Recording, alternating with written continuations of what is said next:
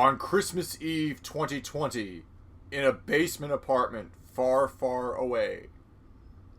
So to speak.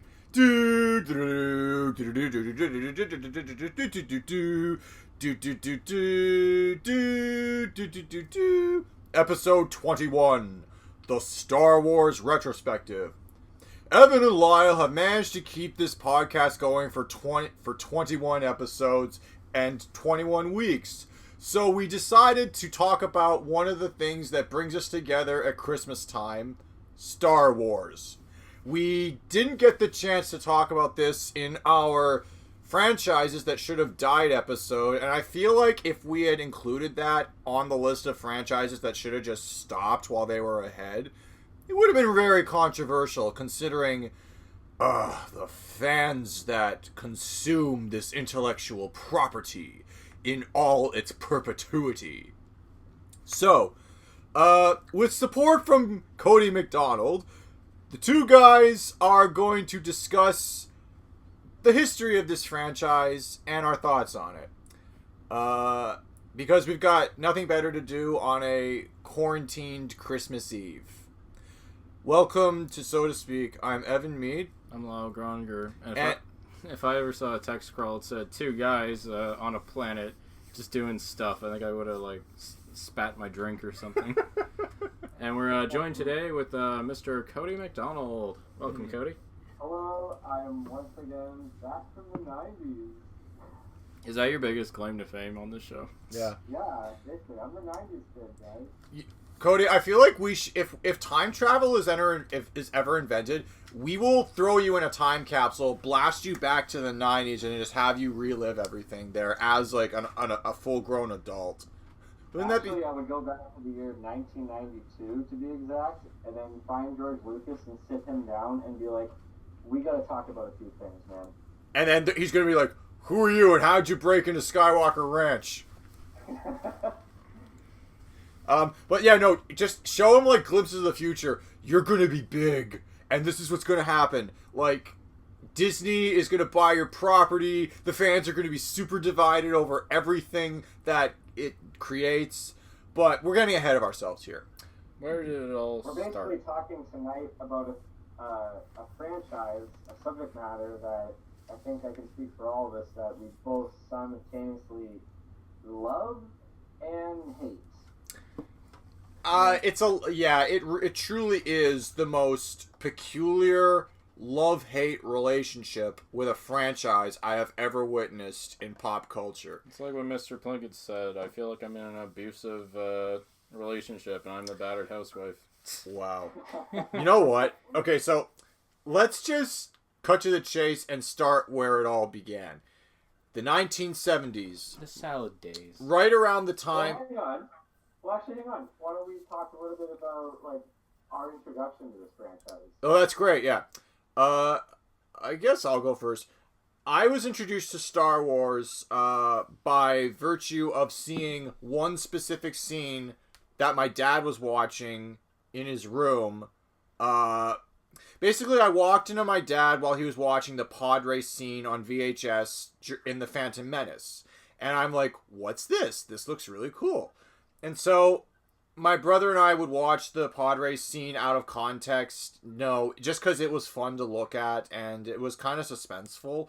So just like the journey of Anakin Skywalker into becoming the Chosen One and bringing balance to the Force, supposedly, my journey with this franchise started with a pod race. So then I watched the rest of the Phantom Menace in its full context, and it was pretty good.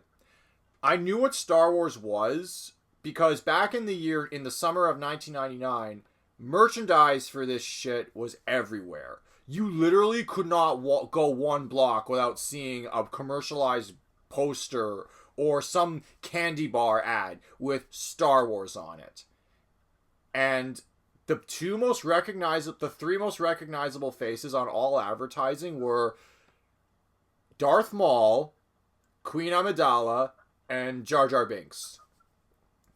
And Cody's just... You can't see this, audience, but on the webcam, Cody is just taking a swig of his drink. Yeah. All these characters that I just mentioned in retrospective are fascinating in design and concept, but not all of them are good. Pretty shallow. Yeah. So that was your first experience with Star Wars, Evan?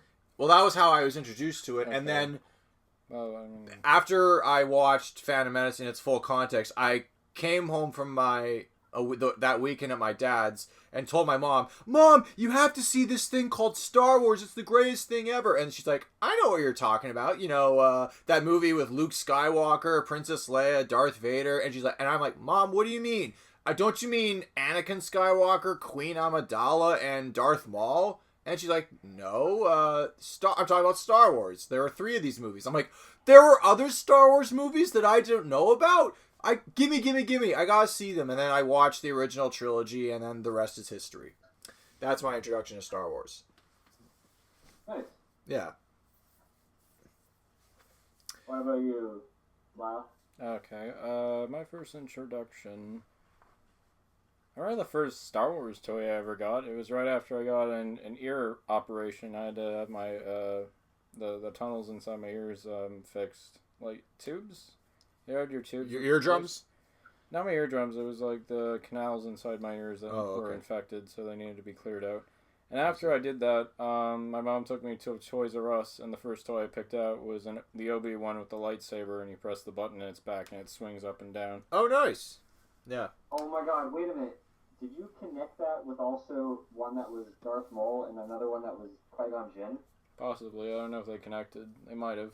It was maybe about a foot tall doll that would sit on this like black platform, and you press the button and it would just swing back and forth.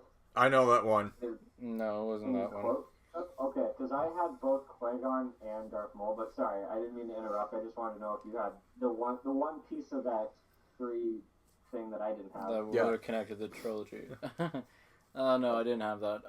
Well, and I think my earliest memory of enjoying Star Wars was when I think I either watched Empire or Return of the Jedi, and I would always stand behind like a fan, like, you know, the ones that spin around, like those room fans that stand on their own.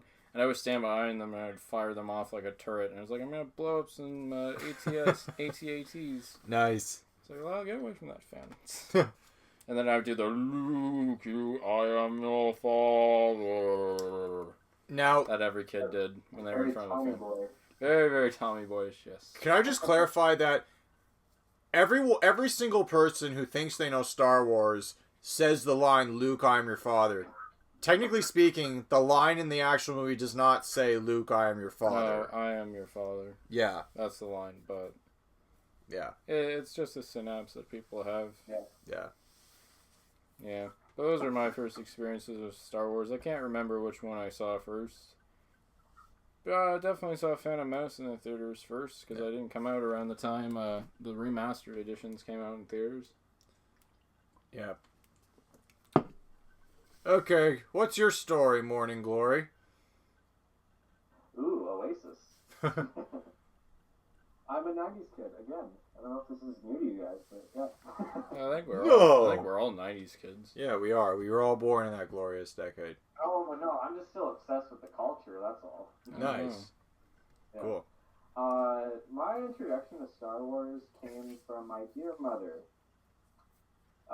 She showed me, and God bless her soul, the original trilogy first. Mm-hmm.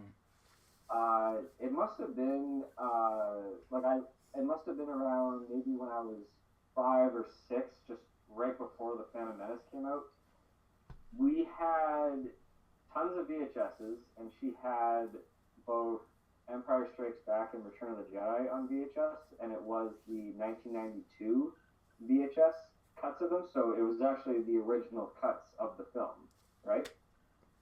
But we didn't have the original one. Like, we didn't have A New Hope. We'd rented a lot from Blockbuster, but I don't understand why we wouldn't just end up just buying it for ourselves, because we did rent it like over and over again. But she showed me those films, and I don't remember as far back of like having like that initial reaction of like, you know, the twist of like, you know, Luke, I am your father and all that. So I don't know if she like showed me these movies like out of order, but I always got the impression that we like just because I was so young, I can't really like remember the details, but like we must have watched Return of the Jedi the most because she felt like that was more of the kind of kid friendly one out of the three. Yeah. But I don't have like that first reaction kind of like oh my god, Luke is Darth Vader's son kind of memory. But yeah, no, I was definitely intrigued by it, and then I remember she got me a coloring book.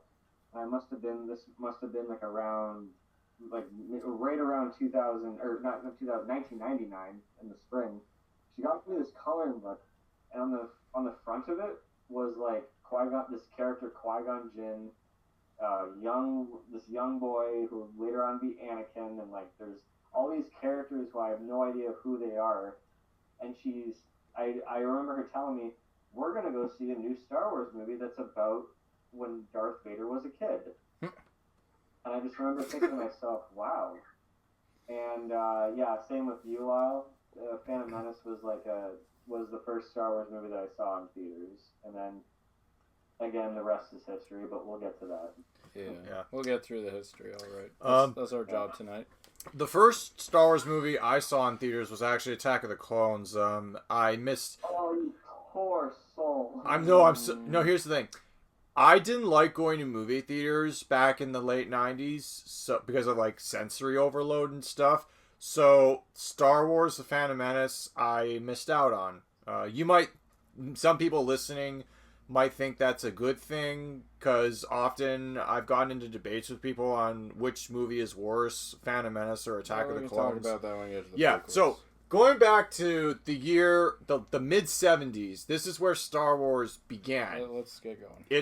Star Wars was the brainchild of a filmmaker called George Lucas, who was known for two, I would say groundbreaking films, because he was known for THX 1138 and American Graffiti.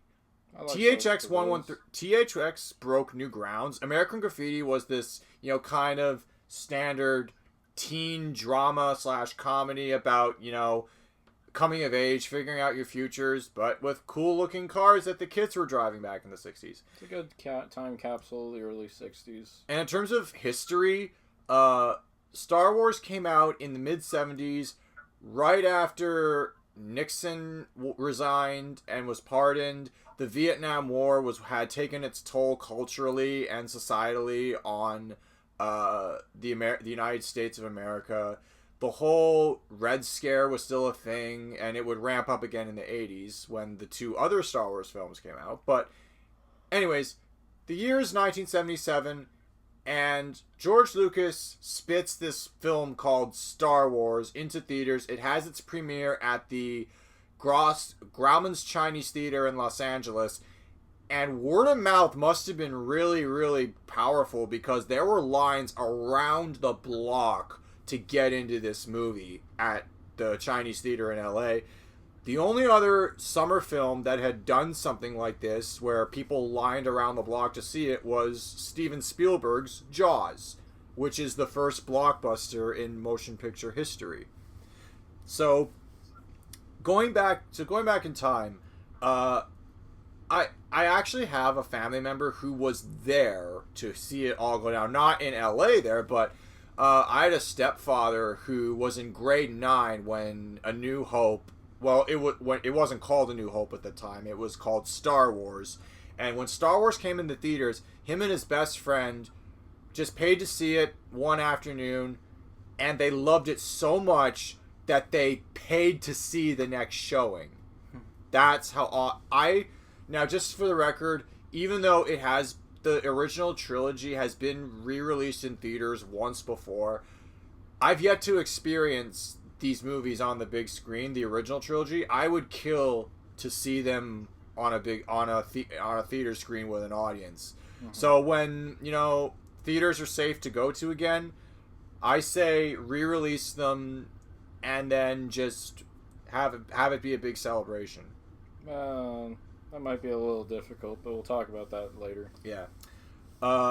So what are we gonna do? Were we gonna say one thing we really appreciate about episode 4, and then one thing that's kind of One thing I like. Yeah, go on.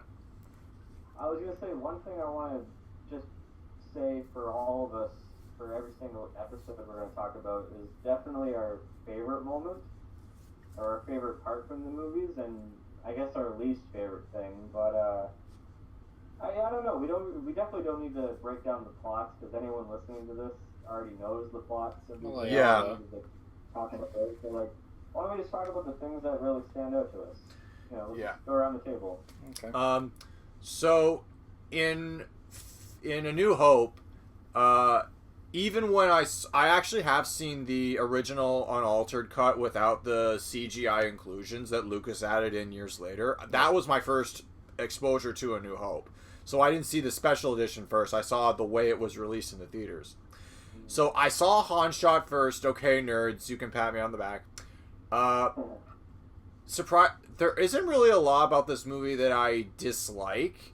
The only part of the movie is where I feel it drags is where, 3PO and R2 are meandering around the desert on Tatooine, and it takes a while for anything to happen. You're just watching these two droids, do things in the desert, and it's not particularly interesting. Yeah, I don't mind that because it's a reference to the Hidden Fortress. Oh, the okay. opening scene from the Hidden Fortress, which was a huge inspiration for Star Wars. Right, yeah. Where you see two, mongrels kind of, walking around going, oh, we're sick of this war and I hate you. I'm leaving you. That's the thing I found more topical later on, and knowing the making of Star Wars and, what George Lucas was trying to set out to create is that basically it's just a love letter to all the things that he loved growing up. Yeah, Whether it was a classic American cinema, Japanese cinema, the Saturday matinee serials, Western culture, religion, mythology.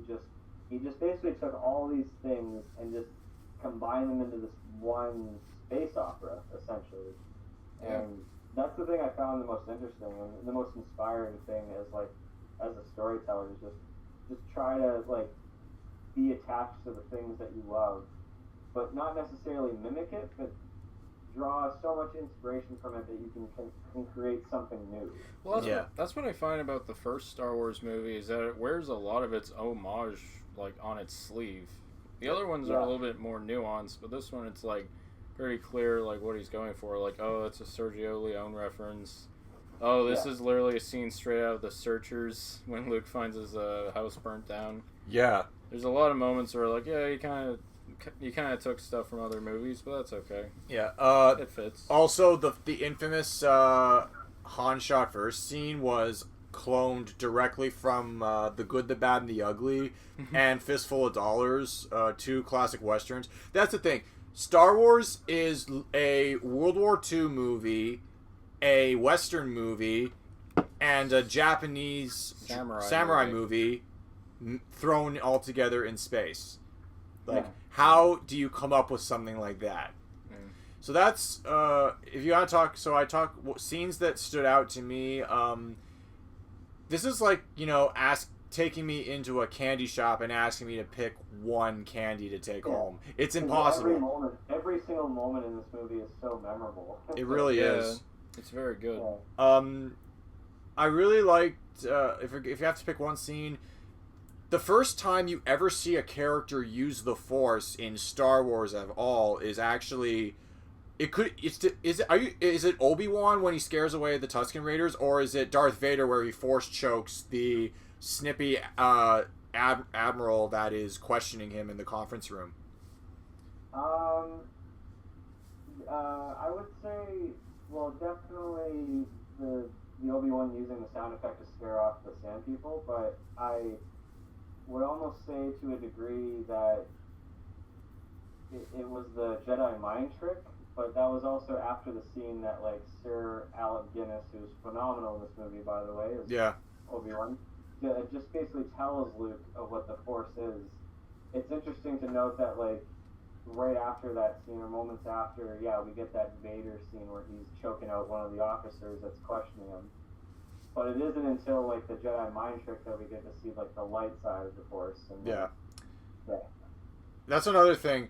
There are various different Force powers throughout these movies that are attributed to the light side of the Force and the dark side of the Force. Yeah. Yeah.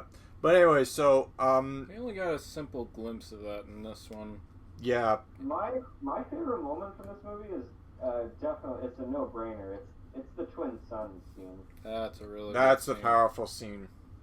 Because that's a moment that not only having Sir John Williams' phenomenal score in this movie, but just how that's a visual storytelling moment that defines Luke as a character, that you can tell just by the look on his face that, you know, he wants more out of life than just being a farm boy.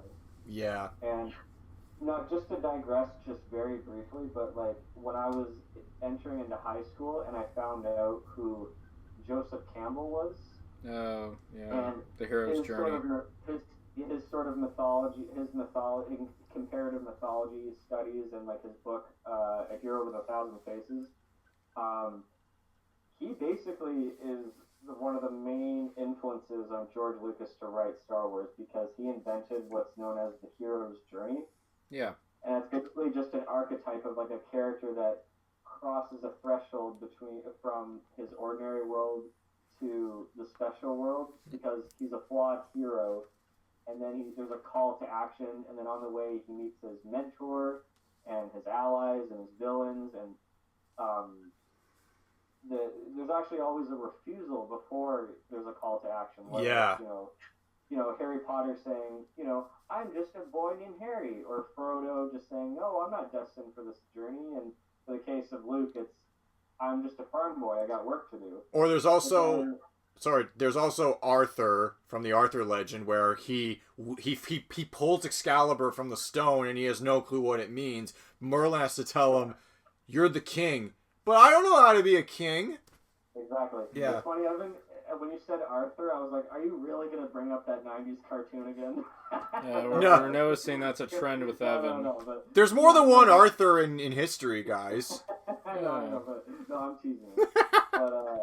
But no, that to me is like, I understood more about what the mythology and what the archetype of Star Wars was after learning what Joseph Campbell was, and then just realizing, wow, this has really been like an archetype for a lot of stories that we watched growing up. Mm-hmm. So Yeah. it's fascinating stuff. I love it. Yeah. So, any? Well, I have a moment I'd like to share. Yeah, sure. My favorite scene in Star Wars is just well, the first one would definitely have to be the cantina scene. Oh yeah. Where it's like the iconic music, all the really interesting puppet effects that they created. Yeah. I always give like funny names to like all the creatures. I'm so mad that because of current copyright law, we can't actually play this music in the podcast for you. You know, it's like some words just stick in your head and music plays in the background as soon as you hear that. Yeah. When you hear the cantina scene, that's the music immediately pops in your head. Yeah. And another great thing I like about the scene is the introduction of Han Solo and Chewbacca. Oh yeah. Like just so many little things happen in the duration of their time spent at the cantina. Yeah. That really builds a lot of the characters. Like Luke's arrogant. Really, it also really establishes like the dark underworld of the Star Wars universe that would later on be more explored and expanded. But, Yeah. Yeah, that would be touched on a lot, especially with the modern shows. Han Solo's such a rascal. The only thing I hate about that scene is like all the crap that happened during the Greedo encounter.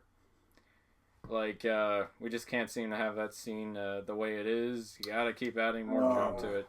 First, it was the digital rendering of Han's head when he like shoots and Greedo dies instantly, and then they added another effect. They tried to smooth the effect out over the years, but it's still jarring. It still doesn't look good. And then now with Disney Plus, we have just after Han says, "Yes, I bet you have," and then Greedo says, "McClunky, McClunky." Repurposed footage that was clearly reversed. I lost my shit when, and they don't change it back to Han shooting first. They keep it the way it is. Yeah. But just a fun little tidbit. Every single time these movies get re-released in some way or another, stuff gets added, and the Han shot first scene has been changed with every single re-release. Yeah. It's so.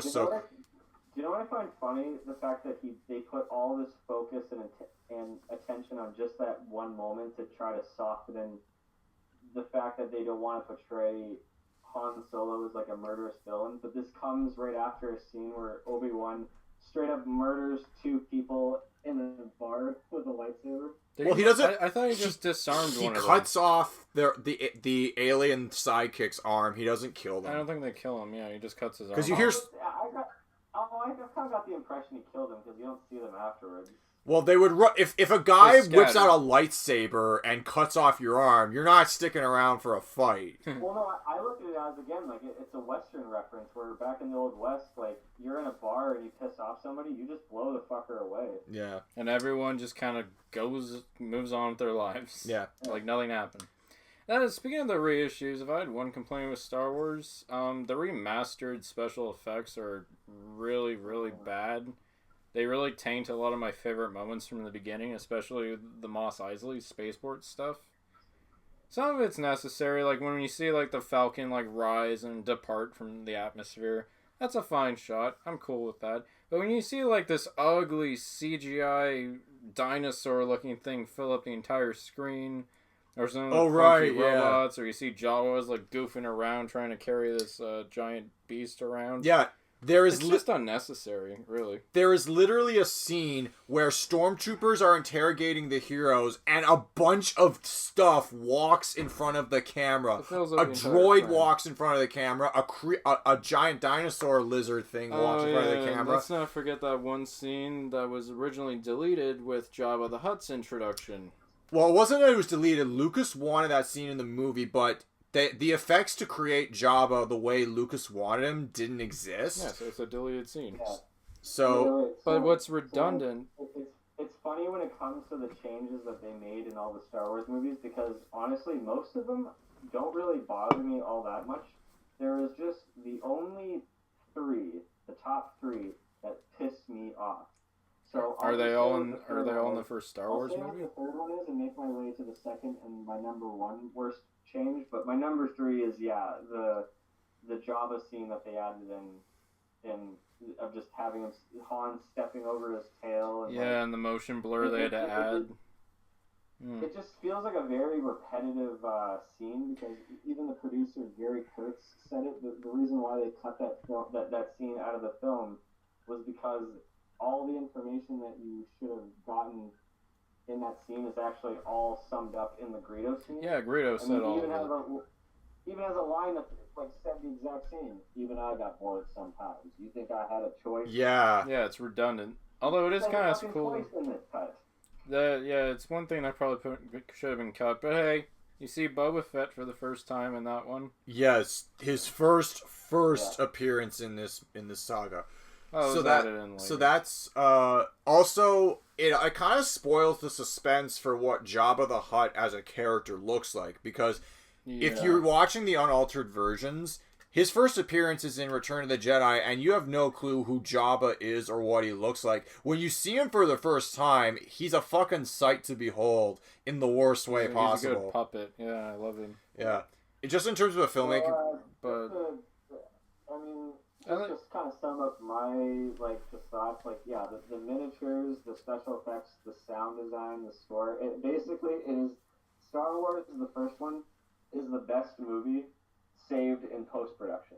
Yeah. Oh god, yeah. That's another thing. The production hell that went through it, even shooting on location was pretty bad from what I heard. Well, I'll get into that when we talk mainly about George Lucas, but the production is a big factor into talking about Lucas. Yeah. So, in terms of how successful this movie was, it made a shit ton of money, so therefore audiences craved more from the legendary storyteller. Yeah. This got 2 sequels and 1 TV special that I don't want to talk about, but I must. Fun fact: the first time I ever saw the Star Wars Holiday Special was the same night I got back from seeing The Force Awakens. After I saw Force Awakens with my brother and our 2 close friends, I went to an office Christmas party at the house of my assistant manager, who lived in the east side of Toronto. And after the party started winding down, after we did our Secret Santa, he's like, "Do you want to watch the Star Wars holiday special?" And then I'm like, "I haven't seen it, so what the hell?" Half an hour in, I'm like, "Well, not that this isn't fun, but I'm gonna head out. See ya." Like that, you know that SpongeBob meme where it's like, "I'm a head out." That was me. Alright, I'm out. No, seriously, nothing happens. It's bad. It's really bad. It's unwatchable. It's so bad that Lucas has retconned that IP, saying it's non-canon. If I had time and a hammer, I would smash every copy of that film. Yeah, no, the network pressured him into making an obligatory Christmas special, because Star Wars was so successful. It's clear that Lucas didn't want to do it, but other people said we have to capitalize on this. There is a redeeming quality to it. I do like the animated sequence that was done by Nevada. I didn't even stay that far. Or is it Nelvana? It was a Canadian animation studio. Oh yeah. The animated sequence is our first introduction, technically, to Boba Fett. Yeah, the first appearance of him. That's what makes it kind of cool. Yeah. So it's not great, and the animation team. I should now bring up what I mentioned before recording this podcast, that like my Christmas of the year 2018 was kind of interesting because I said to myself, well, this is the one year that in the Disney era that we don't get a Star Wars movie in December. It was actually Solo that came out earlier in the summer. So I said, all right, what Star Wars movie should I watch? Well, it would be 40 years on the dot since the holiday special that year, and it would be the 10th year anniversary of the Star Wars Clone Wars CGI movies. So I watched both of those back to back. Oh Lord. Well, I watched Clone Wars first, and honestly, it was dismissible, kind of like kitty shit. But after watching the holiday special, I just went on my Facebook and put, I watched the Star Wars holiday special. Therapy starts on Monday. God damn it. It was like very. It was. I think one comedian said it best. He's like, I love my parents and I love Star Wars, but after watching the holiday special, it was like finding my parents' sex tape. Yeah. Well, more to the point, they go into detail about how Chewbacca actually has a family. Yeah. And apparently, Lumpy. His son's name is Lumpy, his father's name is Itchy, and Chewbacca's wife's name is Mala. Why does the wife have a normal name? Yeah. Alright, I'm pulling the plug. We gotta move on. I was gonna say, I don't think we need to truly get into it. Well, that's great, because... Let's get into something better. Okay, much better territory. Empire Strikes Back. Yes. Empire Strikes Back. Empire Strikes Back. Okay, now we're in some great territory. Okay, Empire Strikes Back was released in 1980, and it was one of the greatest sequels that's ever been made, and one of the best overall movies that's ever been made. As a it is the best sequel of all time. Of all time. I would probably say so. That's ambitious. Are we talking better than Godfather Part 2 or better than Toy Story 2 or I mean, I find it that like when people use like a great sequel as an example, they always go back to mentioning Empire Strikes Back. Or Terminator 2. Yeah. Or Terminator 2. All these. Like whatever sequel that builds off of the first one always gets a commendable standing for me because this is a near perfect fucking film. Yeah. Like it's the best Star Wars movie. The filmmaking is so much more. It's more richer. It's more dynamic. The story is very complex. Yeah. It's funny to note that Irving Kirchner, the director, was actually George Lucas's teacher when he was in film school. That's just crazy. Can you imagine if, like, that's another thing.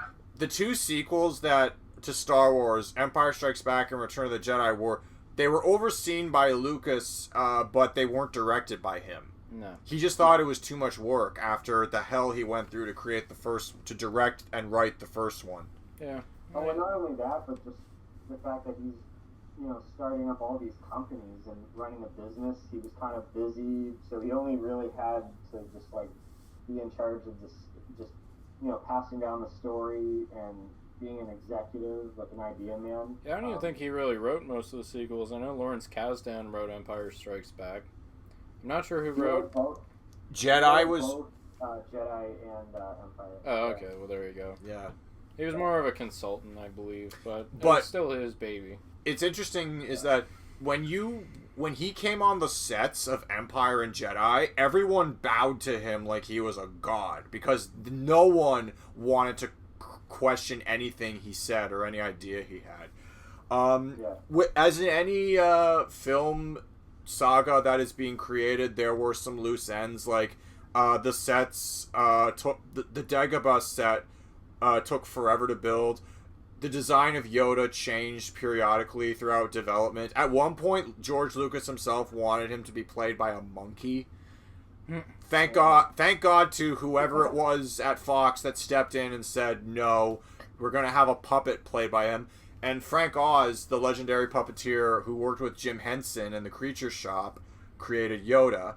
So there's that. Did he create Yoda? He voiced Yoda. He voiced Yoda and he did all the puppetry work for him. In the prequel trilogy where Yoda is mostly CGI, he just voices Yoda. Well, naturally. Yeah. And what's one thing you like most about Empire Strikes Back? it gives me one of my most favorite scenes in all of Star Wars, the famous X-Wing being lifted out of the swamp scene. I feel like it's such a cliche to say that that's one of my favorite scenes from the movie, but it really is. Like, I could also say that, you know, the fight between Vader and Luke is also one of my favorites. That's a classic.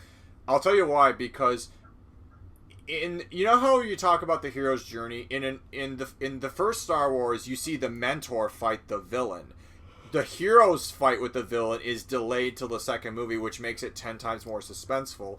And you have Vader being obsessed with finding Luke the entire time, supposedly because, well, Luke blew up the Death Star. He's public enemy number 1 to the Empire. Yeah. So, but I'll tell you, the first time we ever saw that, my brother and I were little kids, and my heart rate was just like a jackhammer. Like, I thought my heart was going to jump out of my throat and onto, you know, the bed that my brother and I were watching this movie on, because so we're watching the movie, the fight is so scary and so suspenseful. There's a scene where Vader just stops going for lame lightsaber moves and starts using the Force to throw shit at Luke.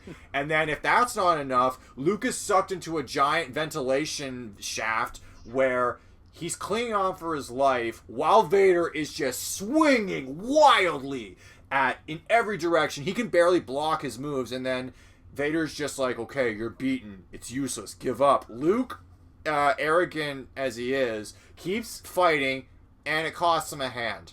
That part horrified me when I was a kid. Oh, I've never seen a protagonist get, like, attacked like that. Scared the fuck out of me. And then the whole I am your father, like, my brother and I had to be sat down because we had seen The Phantom Menace before. Our dad kept it a secret from us as to who Vader really was.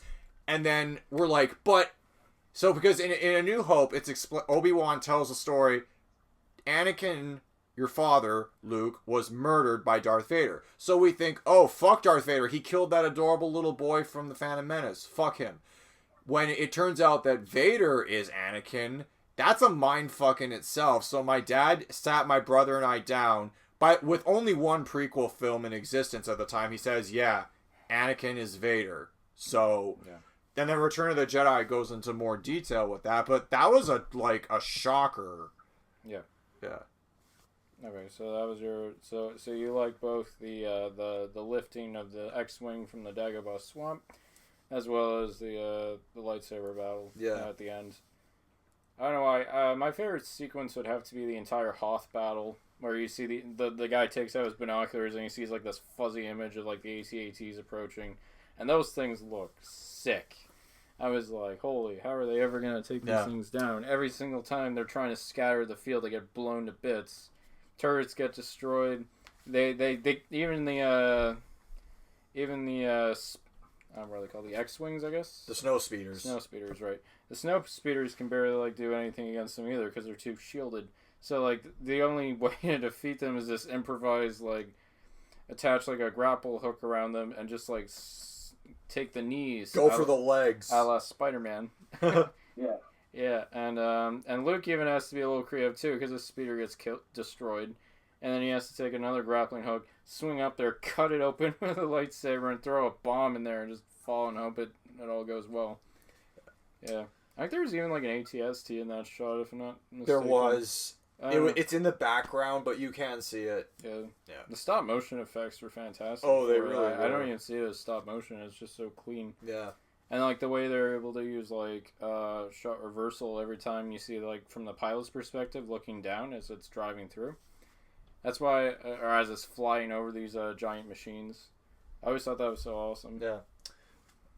That Wampa scared the fuck out of me, too. Yeah. Those giant Yeti-looking things. Well, the reason that had to be thrown in was because... Oh, yeah, we gotta kind of touch this briefly. Mark Hamill. In between filming of the holiday special and Empire... No, like before the special, actually. Mark Hamill got his face completely mangled in a car accident, and... He almost died from it, but plastic surgery saved his ass. No, facial reconstruction. Yeah. So that's why Luke looks a lot different in Empire and Jedi than he does in A New Hope. I'm thankful they didn't just recast him. Oh, They could have just as easily done that, but that's really respectful. That really is. They managed to work around it. Yeah. No, I don't know a single person who got recast in the original trilogy. They kept the same cast all through and through. I'd be remiss if I didn't establish that a couple actors did want to leave. Harrison Ford. It kind of ties in the famous I love you, I know scene. Do you know that actually wasn't the original line? The original line was, I love you too, and I'm coming back. But Harrison Ford said, no, I don't want to say that because I don't want to give fans hopes that I'm coming back for a third movie, because I don't even know if I want. He lobbied George Lucas and Irvin Kushner for Han to be killed at the end of Empire, and he did the same thing to lobby Han to be killed at the end of Return of the Jedi. Actually, it goes a bit deeper on why they didn't want to go with the original line as I love you too, is the fact that both Harrison Ford and Irvin Kershner felt like that line didn't really feel like Han Solo. So yeah, no, it didn't. Take after take, trying to get it right, and then finally Irvin Kershner just said to Harrison, "Just say the first thing that comes to mind. Just don't say anything. Let's just go with it." And then they said action, and he says the infamous, "I know." Yeah, and you're like, "Fuck, that works. That feels." That's the magic of filmmaking. Sometimes you come up with something on the spot. I've encountered that before, and it's actually a pretty amazing feeling. Yeah. When it's transferred on screen. Cody, what's your favorite moment of Empire Strikes Back? This is so tough. Honestly, because just this whole movie, it's so deep. I feel like this is the movie where officially Star Wars becomes a space opera. I think honestly it's a toss up between all the scenes with Yoda. Every single scene with Yoda, just him, like what Yoda represents is just irony and storytelling, where even the smallest ones are the most powerful. And just the lessons that Luke both learns and fails at the same time. But actually, you guys were both saying that how intense the fight scene was when you guys were watching it as kids, of Vader and Luke. I remember when I was a kid. Sorry.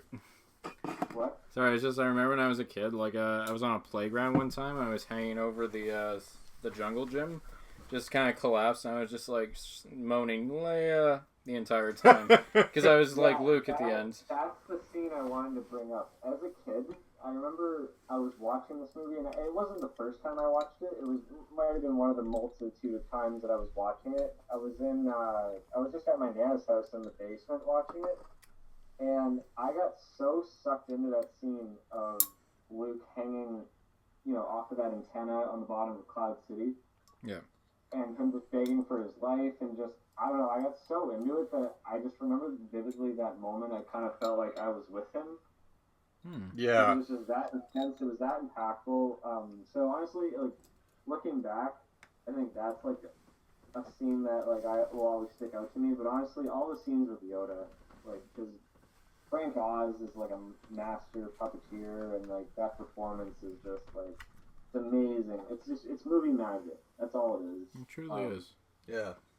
I can't And think. one thing I will note, and you guys kind of touched upon it actually. Like I find that this is the movie that Darth Vader actually officially becomes a classic movie villain. Oh yeah.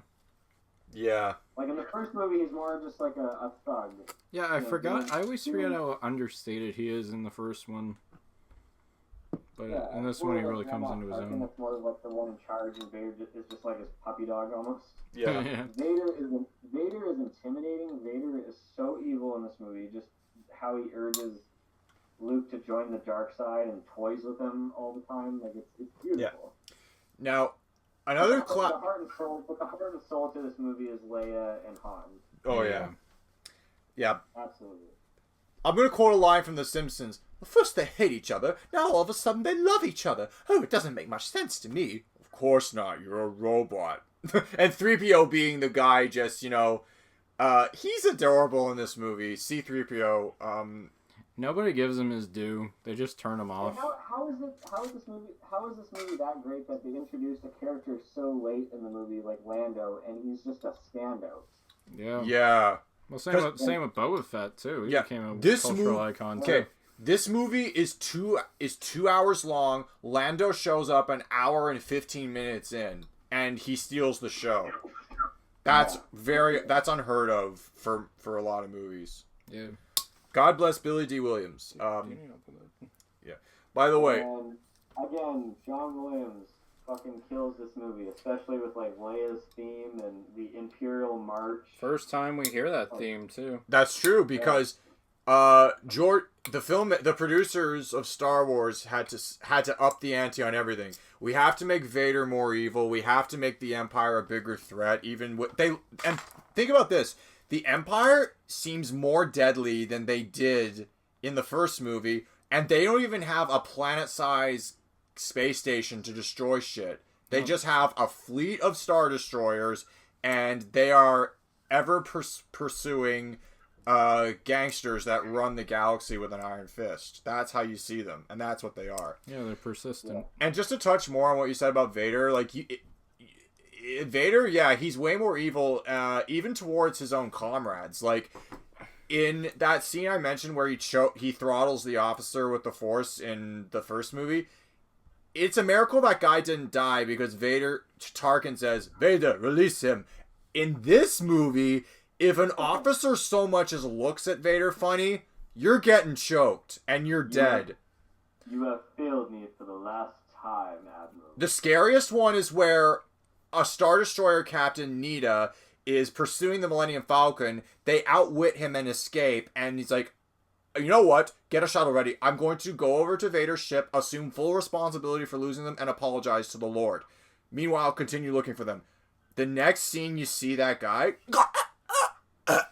Apology accepted, Captain Nita. Holy shit. Yep. No, he's not pulling any punches. He's not pulling any punches in this one. Is there any, like... I know this is the best one. Is there anything we can really say, like, as a bit of, like, a... Are there any criticisms we can lobby? This is a backwards criticism, but this is the Star Wars original trilogy movie with the least impacted by postmortem CGI changes. Yeah, there weren't too many changes in this one compared to the other two. The changes make it better. They more just like put more windows in Cloud City just to kind of show off how expansive it is. Yeah, like, that's fine. And it's like all that stuff's fine. I don't care. It doesn't stand out to me. Yeah, you're right. Unlike the other two, the changes are incredibly minimal. Yeah, and they only seem to enhance the final product rather than detract from it. So I think my only thing is I have no criticisms about this movie. I think the only thing is I would have liked to have seen more Boba Fett, but I say that about all of them. Yeah. But whatever. We'll get there. Oh, we'll talk about him soon. I would say something that is not even a detriment to the film. It's just because I love the Yoda stuff so much. I just want more scenes. That's the thing. We like it too much, and we just want more. I'm not even like that. Out of all the three during my childhood, this is the one I watched the least because it scared me. But I fully appreciate it for sure. I watched it the least too because it scared my brother, not me. I wanted to watch it all the time, but my brother's favorite was Return of the Jedi, which we're going to talk about next. Yeah, that's my favorite too, actually. So let's talk about this one. Let's jump right in. Let's finish this. It seems like the tradition with a Star Wars movie is it's a special event that happens once every 3 years. 3 years is a long time to wait for a movie, if you're asking me.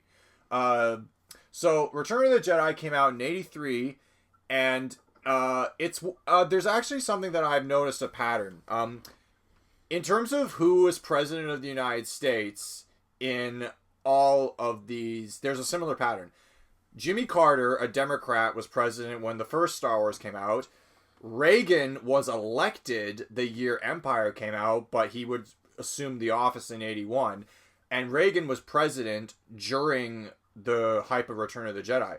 And what's interesting about Reagan is on record comparing the Soviet Union to the Empire from Star Wars. And he also quoted Back to the Future in his State of the Union address in 1986, where he said, we don't need roads. And, kudos to Ronald Reagan, the actor. That's pretty funny.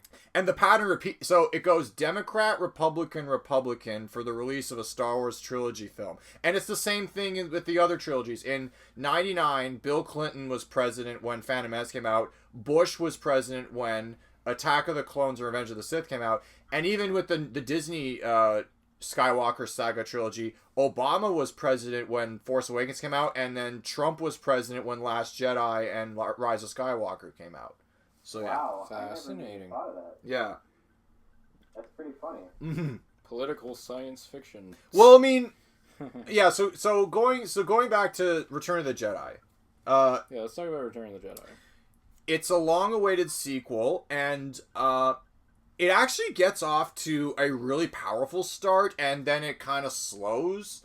And that's the reason I actually didn't like it when I watched it, because the Jabba scenes seemed to drag on, but it takes up the entirety of the first act. But just like a Jedi, you gotta learn patience. This was Luke's plan as a Jedi. So Luke is no longer training in this movie to be a Jedi. He is a full-on Jedi. And so he rescues Han Solo from being frozen in carbonite. And sorry, we can't talk about the plot. Well, we don't need to talk about all the details. But yeah, the first act is they save Han. And the second up to the third act is them trying to take down the moon base on Endor. This movie utilizes... and there's another Death Star. Yeah. Oh, yeah. They resurrect the evil space station from A New Hope. Yeah, it's kind of tacked on, but whatever. Well, yeah, but yeah. Oh, you want to talk about tacked on? We'll have to talk about the Disney era. But anyways, so hot take. Okay, so I understand people's criticism behind this movie. Like, for a lot of people, they actually believe if you look at the Star Wars, they look at Return of the Jedi as the beginning of the end. Yeah, I wouldn't go that far. I wouldn't go that far either. I love this movie just as much as the other two. I love the mix of the lightheartedness that was in the first movie, but it also has that darker aspects that Empire Strikes Back had. Oh yeah. And I find that that's a nice balance to go off on the trilogy. Yeah.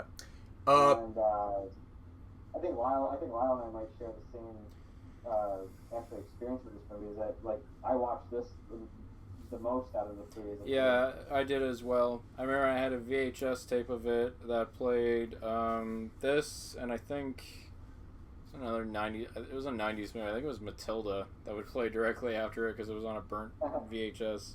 Mm. Oh, I had plenty of those where it'd just be one random movie after. So now every time I think of this movie, I always think of Matilda. So that's funny. So yeah, I totally watched this one the most.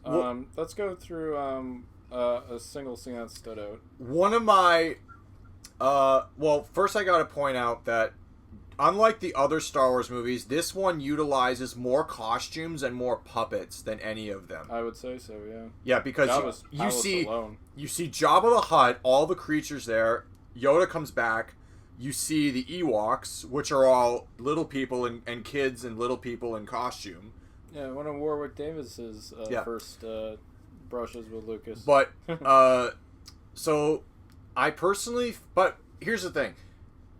Hot take, I don't like the Ewoks. I know people find them adorable, and the Ewoks did get their own spin-off. Some people don't like them, some people don't mind them. I feel like if this movie would have been perfect if instead of Endor, they went to Kashyyyk, Chewbacca's home planet, where they they could have shot a forest planet. They already had the budget to produce multiple Wookiee costumes. Let's say there's a small Wookiee tribe that has Chewbacca's family. Let's say the Empire has enslaved the entire Wookiee population because of their big backs and their big bodies. They could be good slaves. And that actually happened if you follow the expanded universe in the Star Wars story. Yeah, I won't argue. That could have worked too. If they had, a backstory with Chewie's family and the whole movie was set on Kashyyyk instead of Endor and they used Wookiees instead of Ewoks, Return of the Jedi would have been a perfect movie for me. Evan, we did see the backstory of Chewie's family. Yeah, we'll get to that later. Did you see the holiday special? Oh, yeah, no.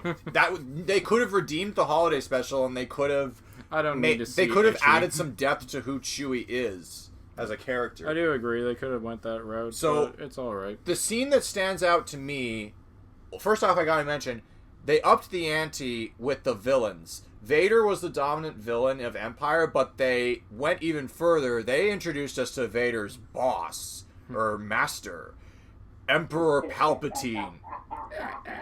Da, da, da, da, da, da.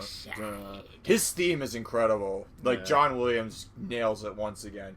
The entire. I'm afraid the deflector shield will be quite operational when your friends arrive. Okay, Jeez, you don't have to be a dick. Don't have to be a dick about it. My favorite scene is basically the entire scene with Luke, the Emperor, and Vader on the second Death Star. The entire scene is the Emperor tries to persuade Luke to come to the dark side. Luke almost does turn to the dark side, and Vader helps with the persuasion and the provoking too, because Luke and Vader eventually it starts with a conversation that leads to a lightsaber fight between Luke and Vader, but this time Luke is actually kicking Vader's ass already. He kicks Vader down a flight of stairs, and then... I thought that looked so goofy. It did, well, because Vader's cape is, like, draped over his helmet. And then... I mean, it's fine. And then the Emperor's like, good. Use your aggressive feelings, boy. Let the hate flow through you. And then Luke's like, oh, fuck, I gotta control my anger. I will not fight you, father. And then... That leads into one of my favorite shots in Star Wars. Yes, where Luke Luke is like in half shadow and he's half in the light. Yeah, that is the very nice shot. I think that's the core moment in Star Wars where it's like, this is Luke's arc. From here, he is either going to be a Jedi or he's going to fall to the dark side. Exactly. And he almost does, because Vader tempts him by saying, I know about your sister. And we're revealing that in this podcast because, Leia is if Luke is Vader's father, then who was Luke's long-lost twin sister? It's Leia. The only, the main female in the entire franchise. Yeah. Well, it could have been Mon Mothma, the leader. Mon Mothma, the leader of... a twin sister. Yeah. If you will not turn to the dark side, then perhaps she will. Never! And then it's just insane. That lightsaber fight, that dolly shot that just pans out in the silhouettes. It's the fight from Empire, but in reverse. Luke wails on Vader, and talk about how karma being a bitch. He takes Vader's hand, and the Emperor is like, "Good, your hate has made you powerful. Now, fulfill your destiny and take your father's place at my side." And then Luke's like, "Oh shit, I'm gonna become my dad." Never. And then the Emperor, you think the Emperor's done? No. And Luke really shouldn't have thrown away his lightsaber because he had no clue what the Emperor was hiding under his robes. Sith lightning! Hearing Luke scream in plight for his life while the Emperor just relentlessly blasts the shit out of him with this crazy force power that had never been seen in Star Wars before. So, a character that has the ability to shoot electricity out of his hands, that's horrifying. So, and I don't think that had been done in a movie before. Actually, Gozer from Ghostbusters was the next person to do that. In a Star Wars movie, we can safely say it hasn't been done before. Yeah. But no, Ghostbusters came in 86. Return of the Jedi was 83. You're saying just the whole third act of the confrontation between that's your favorite. The confrontation between Luke and the Emperor and Vader is my favorite part of the movie. Duly noted. Yeah. Alright. Let's try to keep the summarization down a little. Okay, so Evan kind of took my favorite part, just that one singular shot of Luke in half silhouette. I really like the first act with, like, Jabba's palace. I think my favorite bit of that section would be the Sarlacc pit sequence. Yeah. Where Luke... The Sarlacc pit is, without a doubt, the scariest thing in the Star Wars universe. It really is. Yeah. Like, the fact that you can be in there and being digested for 1,000 years and you discover a new meaning of pain and suffering, that's fucking nightmare fuel. Yeah, it really is. It's creepy. And it's the one part where, like, the additional CGI that they added later, where it has the beak and everything, and the tongue, that actually kind of adds to it, rather than it just being a hole that people fall into. yeah, no, it's a giant It's a giant butthole in the desert. Yeah. Oh, you prefer the I original? like the simplicity of a pit in the desert. I didn't like the CGI. It just stands out. Oh. But I'm whatever. I can get past it. Okay. Yeah. And I love how Luke finally comes into his own and kicks wholesale ass as a Jedi Master. Yeah. He's just like, he's got a green lightsaber, shrouded in his black uniform. He just kills everything in sight. And Leia comes in and kills Jabba. Are we gonna have to chains. talk about that bikini she has? Yeah. Yeah, no. A lot of people find it demeaning, but I don't get that because Carrie Fisher herself believed that Princess Leia should have shown a little bit more femininity. She also said that wearing it was uncomfortable, but not because it was revealing, but because it chafed her breasts. That's why. Yeah, it didn't look comfortable, but like, and then at the end of the day, she ends up killing Jabba the Hutt as the person who had her as a captor. So that should have been seen as like.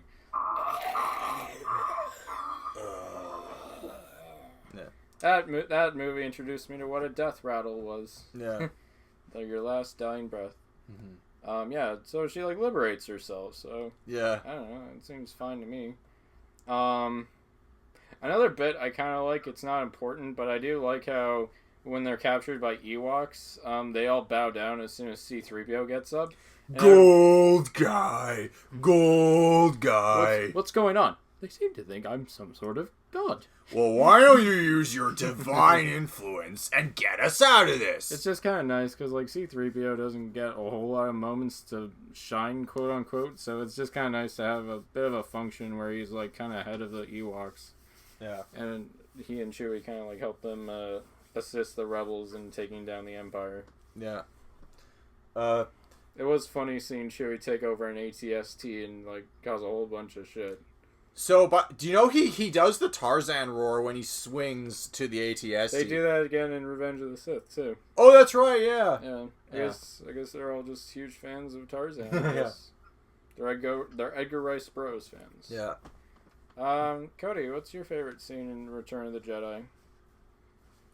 Again, it's a toss-up between two moments. You touched upon it with your picks. Earlier on, their side mission in Jabba's palace, I find it a fun little adventure.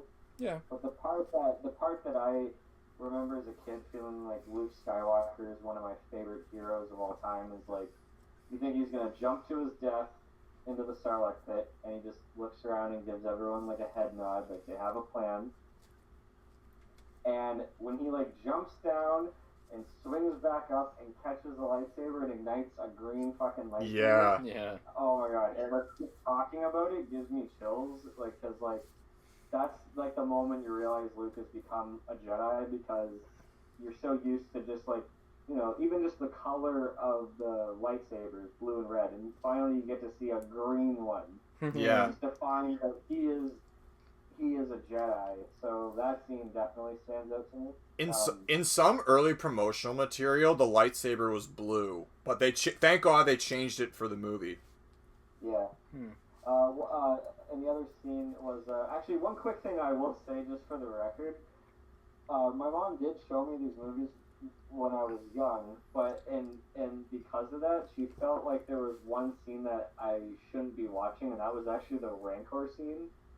Oh yeah, the Rancor. How did we forget about the Rancor? That thing was horrifying. Which was scary. From the point where the gate opens, I was not allowed to watch that, and from when Luke is like running towards the door trying to like get out, and then he throws the rock and all that, I was allowed to watch it at that point, but everything in between, like the Rancor picking up the Gamorrean guard and just eating him, I wasn't allowed. Why weren't you allowed to watch that? Because it was scary probably for a child. Fair enough. Or maybe his parents just felt it was too intense for him. I'm asking. Yeah. My mom felt like that was a bit much when I was young, but it's understandable. But so no, the second part actually. This kind of ties into like one of my. I mentioned previously that I have 3 changes in the Star Wars special editions that I hate. So I said the third one is the Jabba scene from the original. My number 2 pick change is actually, I have to talk about them both back to back, where positively the original cut, seeing Vader look at his son suffering, getting electrified by the Emperor, it was one of those moments as a kid where I understood like a piece of the language of filmmaking where just like that slow push in on a close-up of Vader's face watching his son suffering, I was like I was so into it. I can tell just from like behind his helmet, I can tell what he's thinking, and that's like a moment that will always stand out to me as a kid. But of course, they had to ruin that with my second choice, with fucking Vader saying no, and picking up Emperor. It's like it's just overly spelling out the information. Yeah. And they had it fine to begin with. It's show don't tell, Lucas. Yeah. They did that. We'll get into that more about when we talk about George Lucas of the show don't tell issue that he has. But just for the record, audience, the change Cody's talking about happened with the re-release of the 2011 Blu-ray editions. So the whole scene was perfect up until that point. Mm-hmm. And then briefly, I'm just going to mention right now, the worst change in Star Wars is the Jedi rocks scene. Oh, beat that!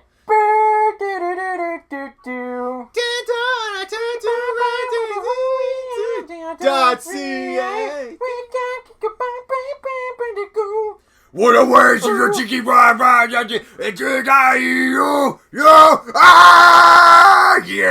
Oh, you spat on the microphone. I hate that scene so much. That guy spat on the camera lens. I know. I hate that scene so much that literally any time it's on and I watch the movie, I end up just leaving the room temporarily. Like I go to the bathroom, I make a snack, I just do something, and then once I'm like, okay, it's quiet down, I just go back in because yeah, the original song is what I'm used to. Yeah, I've never seen the originals. Boom, boom, boom, boom. I never was raised on the original cover. Neither was I. So I never knew that one. So, but I will say this. But I will say this actually. The complete irony though is that I didn't care about the Nub Nub song at the end when I was a kid. Yeah. But that changed later on when they had like the whole galaxy celebrating that the Empire is gone, and they add that kind of whimsical score at the end. That's great. This is actually better. That was an improvement. I like it better. Why couldn't they have been more congruent and just keep the original song in the beginning of the movie and the new song at the end of the movie? Yeah. Yeah. That's the best way to do it, I think. Yeah. But yeah, no, that song's stupid. The Jedi Rock song. And every time I want to torture you, Cody, me and Evan will sing it out loud. Okay. Especially when we're drunk. You like tie me to a chair and just like blindfold me and make sure my ears are just exposed. Oh no! No, you're gonna watch the whole scene No, for an hour. we'll like do that Clockwork Orange shit where we'll You're staple gonna pry your opens open. we'll pry your eyes open and we'll just make you watch it. Stop me! I beg you! Oh, you're a fan of good music. And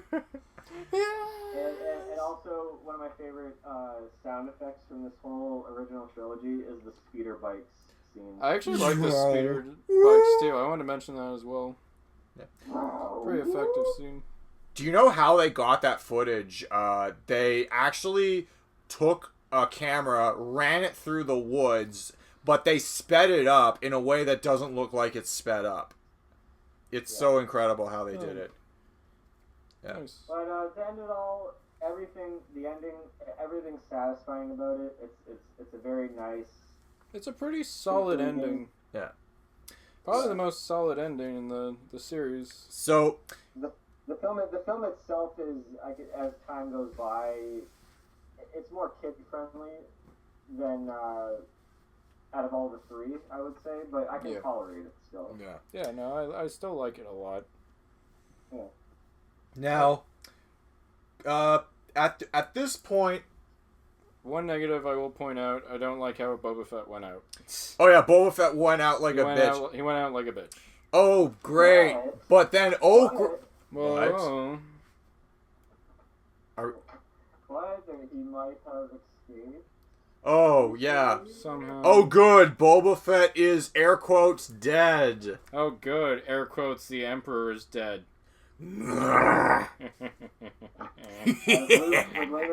As Luke would later on say, gentlemen, no one has ever really gone. That's true. No one's ever really gone. Now we're gonna talk about George Lucas a little, So, right? well, I want to do that after the sequel. So let's kind of jump forward in time to 1999 to 1997, because quick tidbit from. Actually, sorry, hang on, guys. Sorry, actually, it is a little bit fitting to talk about George Lucas. Okay. Yeah. What did you want to cover, Cody? Yeah. Well, before we actually get into the prequels, this is actually going to like kind of cover a little bit.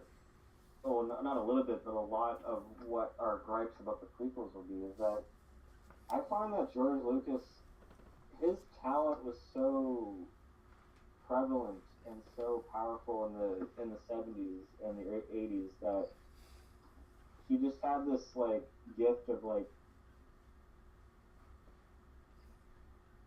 Sorry. Of creating inventive ways to tell stories and.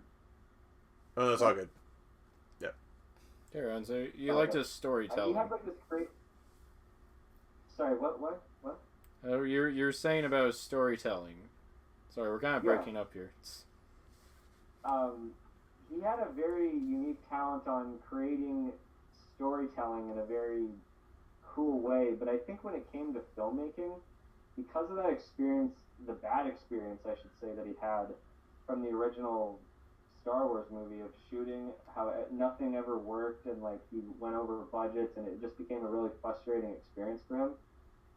Having him step away from the director's chair actually benefited the saga a lot more because he had the story idea like beforehand. He just couldn't make it all into one movie, and then he has the trilogy as like one big piece.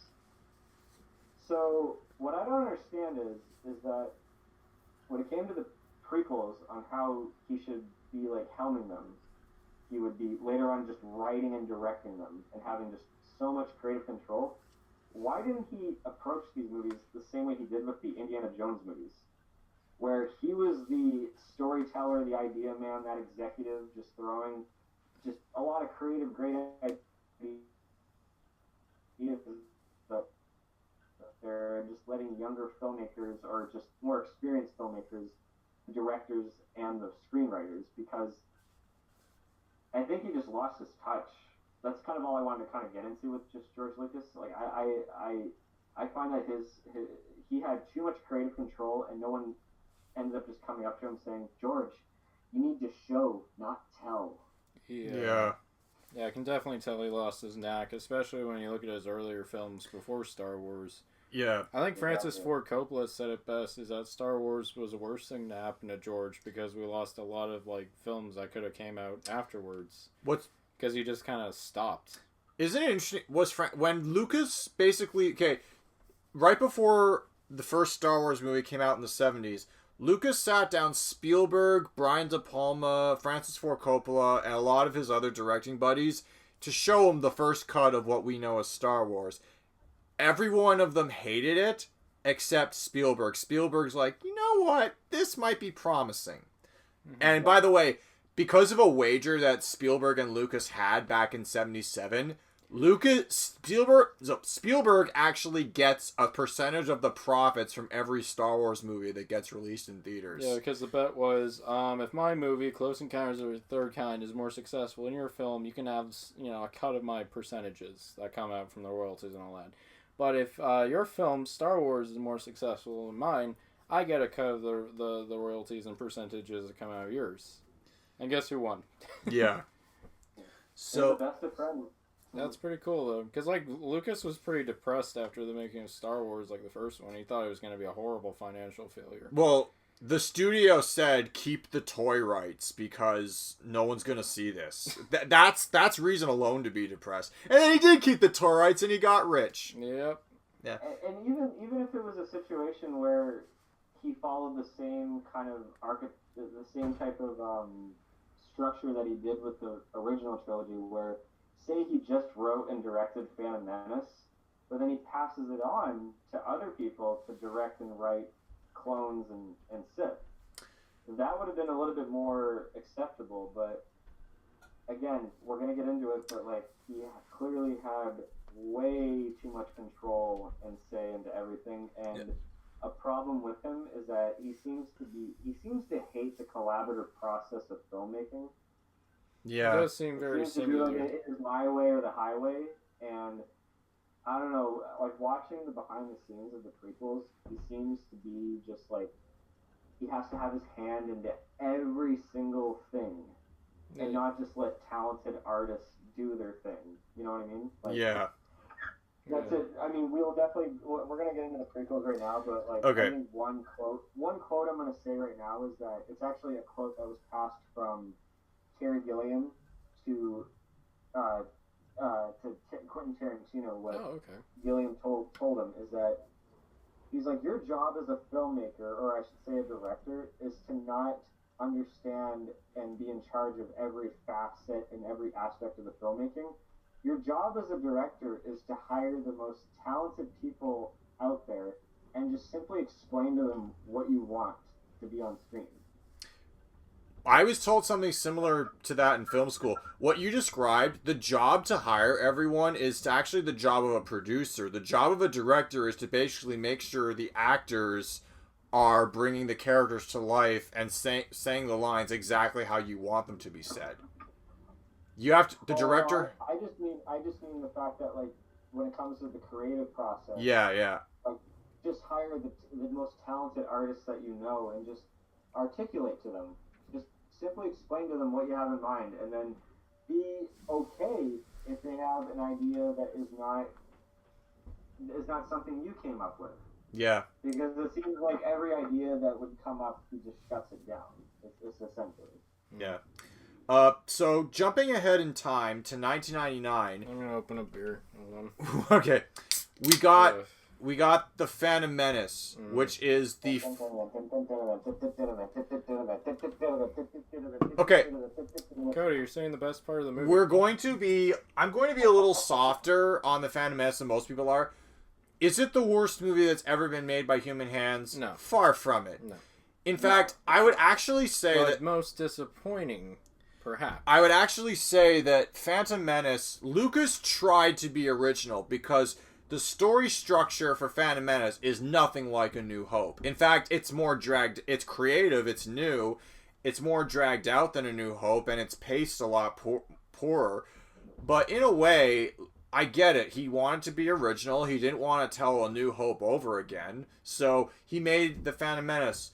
The problem with it is the central conflict of the whole story isn't very interesting. And he wanted to really crank up the importance of politics in the Star Wars world. And all you needed to know about the original trilogy is that there is a dictatorship with an iron clasp on the galaxy, and there's a rebellion trying to liberate the galaxy.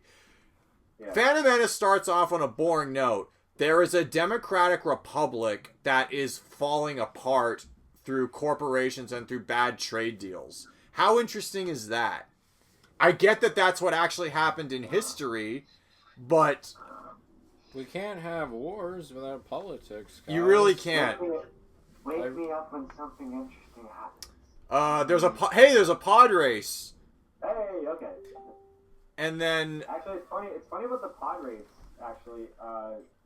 George Lucas said that he basically modeled the whole idea of a pod race off of like his obsession over cars and racing. Yeah, he loves cars.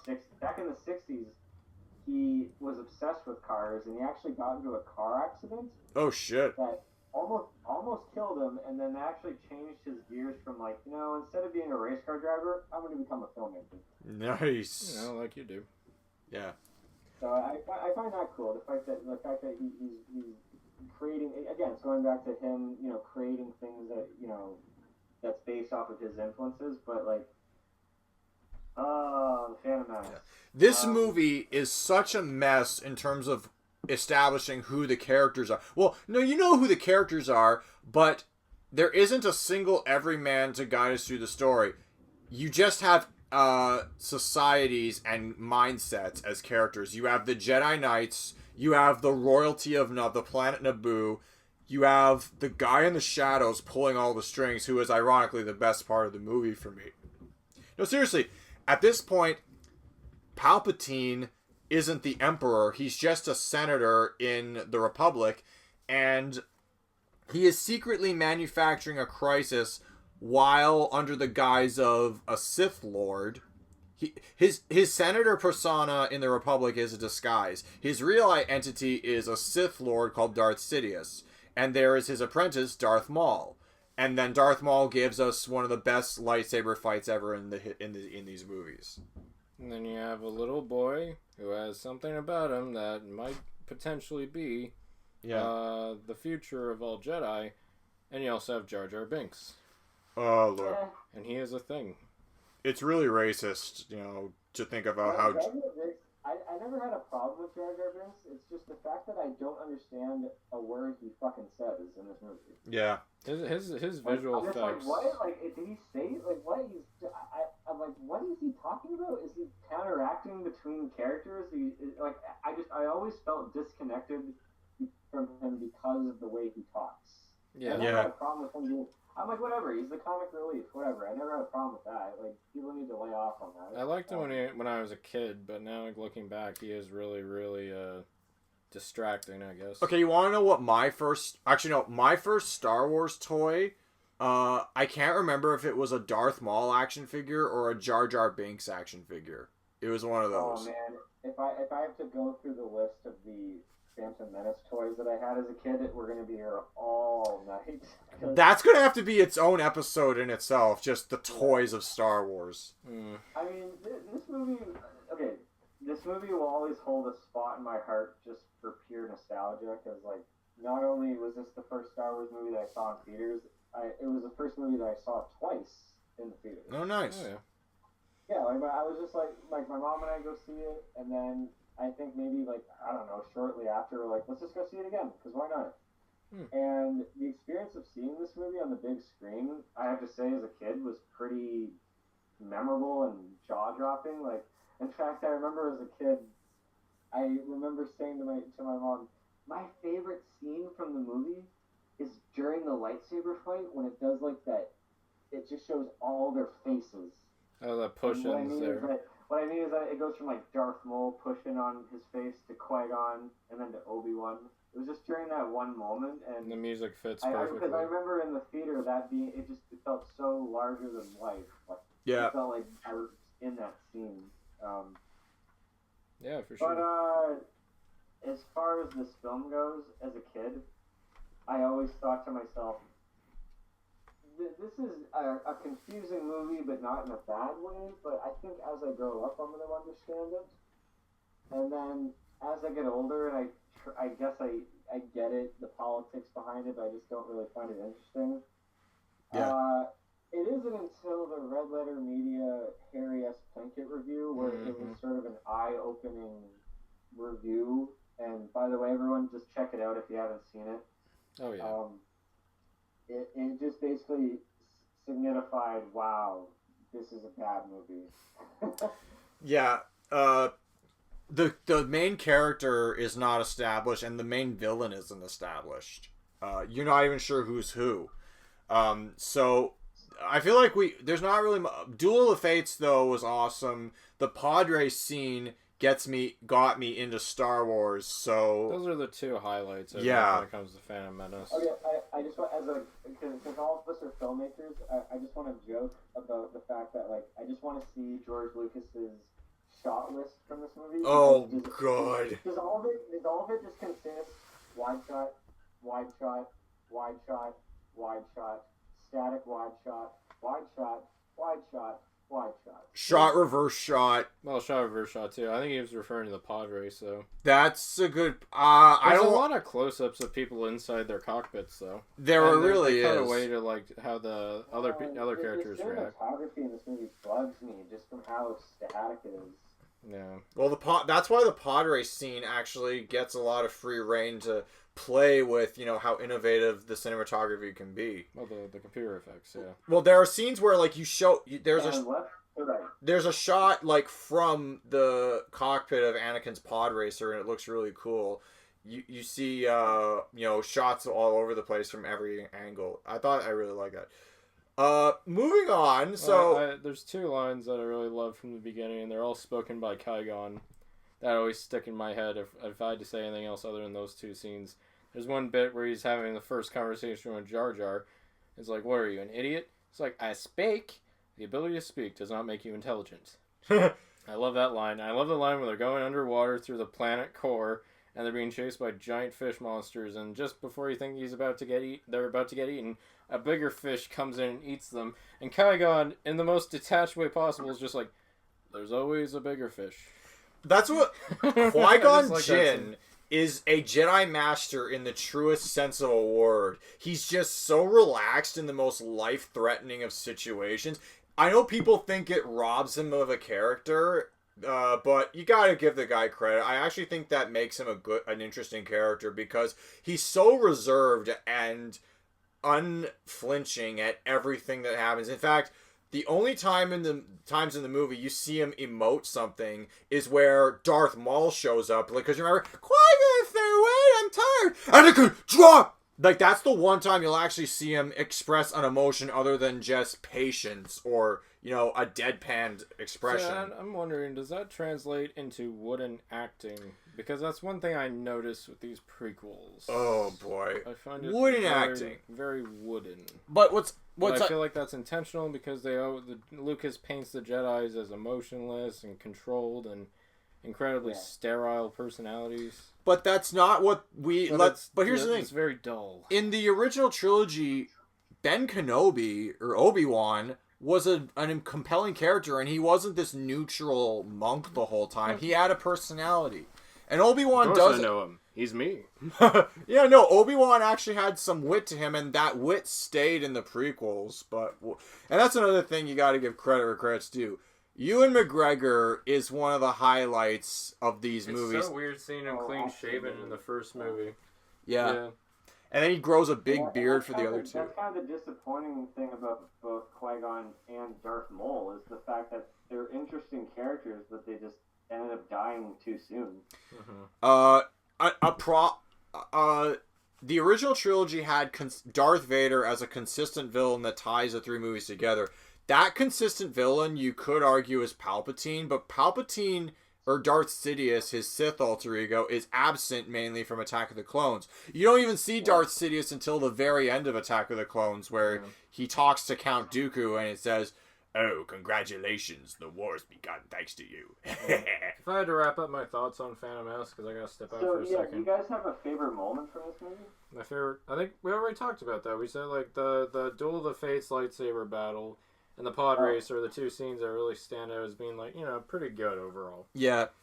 But if I had actually, a moment from this movie that I found that it actually grown with me through time is actually, I think Lyle, you mentioned it offhand before this recording. It was during the lightsaber fight where they're all separated between the shields. Oh yeah, there's like all these the force walls that separate them during the fight, and like Qui-Gon Jinn sits on his Obi-Wan represents like that eager Jedi that wants to get back into the action. Qui-Gon just takes a knee and just meditates like the wise Jedi that he is. And Darth Maul is just pacing back and forth like a lion behind a cage, almost waiting to prey on his enemy. It's a very interesting moment because it's a quiet moment. We're not just gonna Yeah, but I have to step out for a second, but like the one thing I will say about Phantom Menace is out of the prequels, it's the one I kind of have, I don't know if it's intentional fun or what, but I have the most fun kind of like sitting through it. Like, I don't know what it is, I just call it a guilty pleasure, honestly. Yeah, that's understandable. Yeah. So it comes from the fact that I watched it the most when I was a kid, and it's just like, I had like some joy here and there watching it. Yeah. Is now a good time? Nostalgic for me. Is now a good time to bring up midichlorians? No. Okay. Is any time a good time to bring up midichlorians? No, but I'm gonna explain this. Midichlorians are the first example of Star Wars fans pressuring the creators to ruin the saga for them, because in the original trilogy, the Force is a spiritual and mythical, magical essence that just is there that the Jedi can control. Now, I know Mark Hamill, if you're listening to this, will probably pipe up and say, amazing, Evan, every word in that sentence was wrong. So, yeah, but it's an energy field created by all living things. It's a deliberately vague explanation of how the Force works. The fans said, that's not good enough. You need to explain the biology and the science of it. So they added this molecular biological bullshit in Phantom Menace called midichlorians that basically dictate this. If your midichlorian count is in your bloodstream is high, you are strong with the Force. And if your midichlorian count is low, you're not strong with the Force. And I actually have a theory as to why midichlorians are never mentioned in the original trilogy. Yeah, I have one too. My theory is that, okay, they pick Anakin to be on the Jedi Order throughout these movies because his midichlorian count is astronomically high, and the reason for that is because he's the product of immaculate conception, where the midichlorians literally impregnated his mother, Shmi Skywalker, to give birth to him, because he is apparently the chosen one who will bring balance to the Force and yada yada. That's what they thought the prophecy said. And then Anakin committed a mass murder at the Jedi Temple, where he turned to the dark side and killed younglings. But anyway, so... See, the way I always saw midichlorians, it was kind of an antiquated theory that the Jedi had regarding how their powers worked. Yeah. Since this was more in the older times, during the Republic era, so... It might have just been like a way they could have like boiled down their power as like a scientific, biological instance. It might not have been the actual case. It was merely a theory that they themselves speculated on. Yeah. So after the whole Anakin fiasco where they picked a Jedi to be the chosen one based on his midichlorian count and his blood, they said, okay, we're not going to pick Jedi through that methodology anymore. We're not going to base the Force on a numerical sense. We're going to base it on a spiritual sense and a character sense. Yeah. So yeah, your theory's not that different from mine. That's why they never talk about midichlorians after the fall of the Republic. Or he could just be related to a Skywalker or a Palpatine. That works too. Yeah. That works too. Let's carry on. I think we said enough about Phantom Menace. Okay. So just to paint a picture of what life was like at the time these movies came out, in 1999, life was kind of simple in the Western civilization. Columbine actually happened a month before this movie was released, on April 20th, and this movie came out on May 16th or 17th. I can't remember. But then Attack of the Clones was released in 2002, less than a year after 9/11. And Lucas has denied that the politics of Western civilization influenced his writing of the prequels, but Attack of the Clones is a political thriller, and my friend Michael pointed this out when we watched the movie on Star Wars Day, that the main villain is established in the movie, but he does not show up until an hour and 15 minutes in. That's unacceptable. At first, you think the main villain is Jango Fett, but then he was just a puppet of Count Dooku. And then you think, but Dooku has such a minuscule presence in this movie, and he is the mastermind, supposedly, of the separatist movement trying to leave the Republic, because the Republic apparently doesn't work. Yeah. This is the Star Wars movie I feel like it gets the most hate, more so than Phantom Menace. Yeah, and I personally dislike it more. It absolutely is the worst one. Yeah. Okay. Like, it's the honestly, worst of the prequels. I think with Phantom Menace, it was more like a shock to everybody. The fact, like, ooh, like, we were expecting something great. Like, this isn't really that great, but there's some still remaining qualities in it. But I think people were so blindsided by it, just didn't hit as hard as the originals did. But Attack of the Clones, or as I call it, Attack of the Filler, because that's basically all it is, not only doubles down on the same mistakes that Lucas did for Phantom, but he ends up making even newer mistakes and bad qualities. Because, yeah, as you said, yeah, it's a bit political. It's a bit more tenacious when it comes to the plot, I would say. But like, it's supposed to be essentially a love, like a romance movie, but it's not romantic and natural at all. It's not. They fall in love because they met when they were kids. That's the... I hate... even kids. Like, Anakin was 10 and she was 18. 14. The actress was 18. Fair. Yeah. Oh, that's another thing. Natalie Portman was just graduating high school when Phantom Menace came out, and she did go to Harvard. And just the thing I hated the most about this movie, and it's also even sadly in Revenge of the Sith, is that I hate this high definition, fake looking, aesthetic to this movie, because everything was CGI. At least Phantom Menace is as much as it had a lot of bad and dated visual effects in the movie, there was at least like an attempt to have like real sets, real locations, some animatronics. This movie, the only thing that's real in front of the camera is the actors. Well, that comes to a head during that factory sequence, which apparently Lucas came up with on the day. It's just like a bunch of CGI shit that the characters go through. Yeah, you're absolutely right. Everything feels artificial in Attack of the Can I just be fair when it comes to the practical effects? The times where the prequels introduced us to new planets, which credit where credit's due, and the planets have unique designs. You have Coruscant, which is an entire city. You have Naboo, which is basically like Earth. Tatooine's a desert. And then you have planets like Camino, which is a perpetual hurricane world where there's no landmass. There's just an endless ocean, and the citizens of Camino live on cities built on top of the water and under the water. So I'll agree with that. For all three prequels, there's a lot of creativity with the world designs. It's memorable in concept, but in terms of execution, not so much so, because most of it doesn't feel real. Can I be... Okay.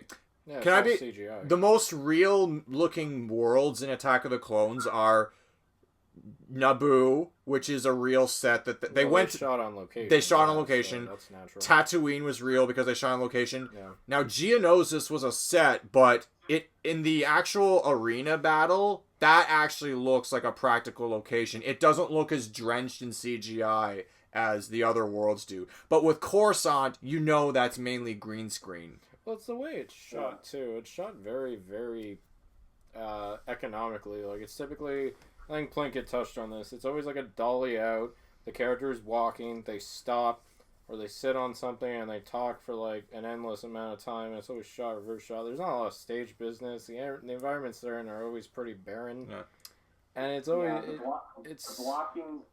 blocking for the actors in these movies are so boring and so lazy. It's pretty lifeless. It doesn't make the story interesting. Like, well, even Ewan McGregor was like, I feel weird because I'm just sitting in this green room pretending like there's a world around me. Well, do you remember the scene? Well, it's like with the scene where he goes to this 50s diner on Coruscant and this giant blob. I can't remember. Dexter. Dexter Jetster. I can't believe I remember that character's name. Well, I did. I actually like that scene. It's actually one of the scenes that felt natural. It just felt like not like stoic. Obi-Wan Kenobi is visiting an old friend in a 50s diner-ish thing. You never would have guessed the guy who did American Graffiti did this scene. No, my thoughts exactly, Lyle. When you watch the scene where Anakin is begging Padme for sex, it's like, the closer I get to you, the worse it gets. The thought of not being with you, I can't breathe. If you are suffering as much as I am, please tell me. We can't, it's just not possible. I skip all of those scenes. How did the guy who wrote such... I don't know if I ever... Sorry, what? How did the guy who wrote American Graffiti write those scenes for Anakin and Padme? Yeah, because he writes a script that is just... It's just them talking so much, and there's no visuals. You don't feel like they're falling in love. We feel as an audience we're being told that they're in love. Yeah, exactly. Well, it's like that. It's like that elevator scene. Remember that elevator scene where Obi-Wan and Anakin are recounting their many adventures? It's like when I fell in that nest of Gundar. You fell into that nightmare, Master, and I rescued you. Remember? Isn't it nice? Yeah. To be told what they did rather than about their friendship instead of experiencing it. Yeah, but Revenge of the Sith actually improves on that. I'll explain why. Well, we'll get into that. But guys, so there's one thing in the movie that I felt like was a bit like forced, and with a little bit of a tweak, it would have been an interesting concept to go off of. So, like, while Padme and Anakin are having the most like worst fucking romance that makes like Twilight run for its money. Obi-Wan is off investigating of who's trying to assassinate Senator Padme. Yeah. So he finds the planet Camino that like they're secretly building a clone army, and then when he asks who was the person that like was in charge of this, they say, "Oh, Master Sifo-Dyas," and I'm like, who? Yeah. I don't know who the fuck that is. And with a little bit of a tweak, why don't you just make that Qui-Gon? Sure. Yeah. Sure, that could have been interesting. Qui-Gon commissioned the clone and that army. would give Obi-Wan even more incentive to figure out what's going on, because that was his master. Yeah. That's a good tweak. I like that. Exactly. Also... Well, when Qui-Gon... when one of the people, the tall alien... The Camino ones. The Camino people were talking to Obi-Wan.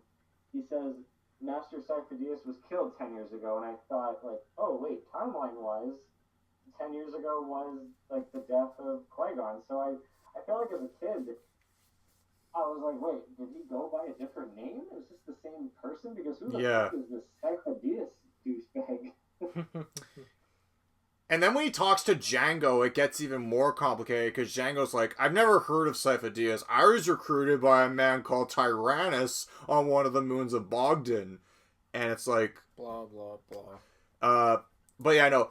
Django was a better Boba in that Boba did nothing in this movie. Django is actually integral to the plot, for whatever it's worth. Yeah. I mean, he essentially is every stormtrooper now. Yeah. Well, technically, yeah. I saw this movie once in theaters when I was 9 years old, and I didn't feel any of the desire to like watch it afterwards, even though I was still, on a high Star Wars love. I just didn't feel like an urge to even go back to it. And then I think I even got it as a VHS for Christmas later on that year, and I kind of just went, okay. Like I really wasn't really that impressed with it. But one thing I do remember when I saw this movie in theaters, at the end, when Yoda takes out that lightsaber, the entire theater was laughing their asses off. Oh, same. My brother and I couldn't contain ourselves. Yeah. That was the only thing I remember, maybe because we were all sitting there so bored throughout the whole movie. And then the theater laughed even harder after when, like, Yoda just, like, picks up his cane and goes back to being good old Yoda. Yeah, he accomplished nothing. The fucking laughter picked up again. Yeah. My friends and I watched that on VHS, and the scene where Dooku's like, "You have betrayed us for the last time, Master Yoda." He fucking takes rocks from the ceiling, tries to throw them in Yoda. Yoda uses force, throws them away, and he goes, and he looked constipated. That's what my friends said. They couldn't stop laughing.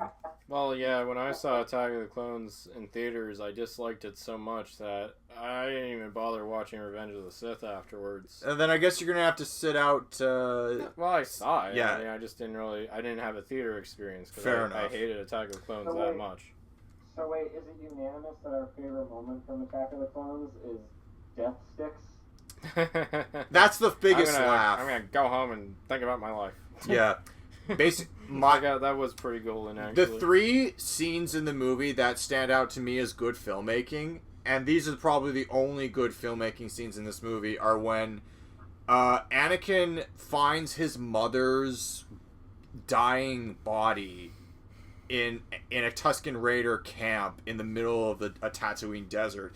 And that is the best acting you'll ever see from the actress who plays her, Pernilla August, where she's literally like on her death. She's literally breathing her last, and she's like half crying, half dying, saying, "My son, my grown-up son, I am so proud of you, Annie."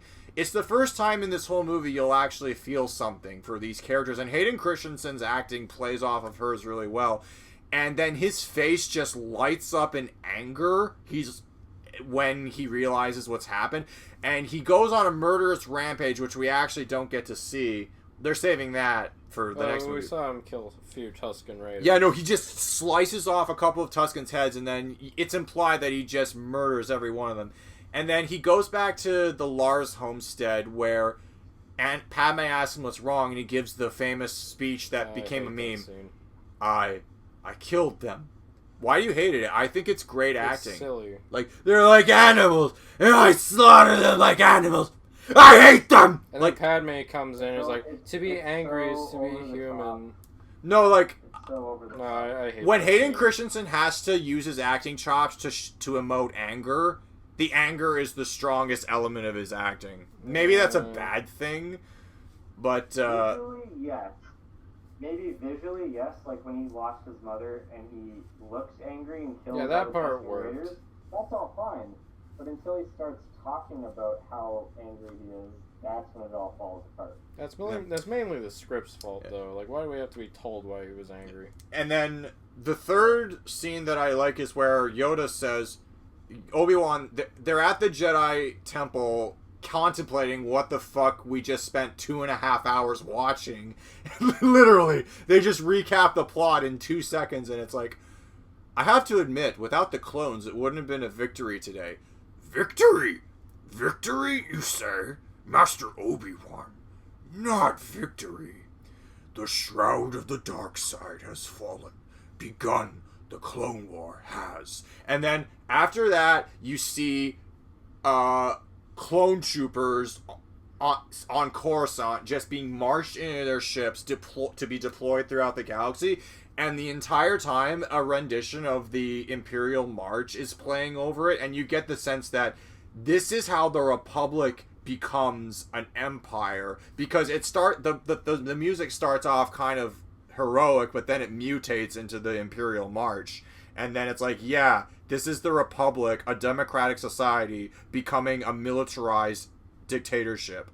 And this is the beginning of that process. So that's my favorite scene. And ironically, one of my favorite scenes is at the end of the movie. So well, it's interesting. When you listed 2 scenes that you thought were good filmmaking, but you mentioned 3. So Luke Skywalker over here, has 2 things to say rather than 3. Well, that was the 3 scenes. Yeah, the part where Anakin goes back to the homestead and gives his speech. That was the second one. So it's a combination. The third one was the clone army being deployed. Okay. So, can we move on from this? Yes, please. I feel bored talking about it. Please.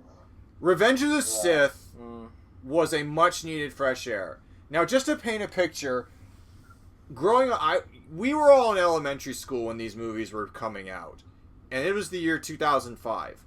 By this time, whenever a Star Wars movie had come out, it was a special occasion. Like, I remember the summer Phantom Menace came out. I remember going to summer camp and seeing the kids bring their toy lightsabers to camp and watching them reenact the Darth Maul Duel of the Fates fight.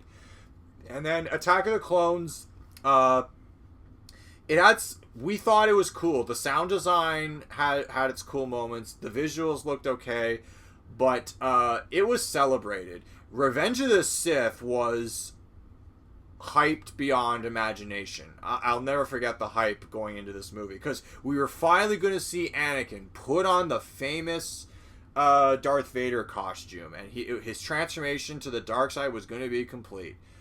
The actual story of Revenge of the Sith has its clunky moments, but overall, it redeems the prequel trilogy. I'm just going to go out and say it, because remember that complaint Cody said Lyle said where in Attack of the Clones, that Anakin and Obi-Wan talk about the good times they had as Jedi Master and Jedi Apprentice.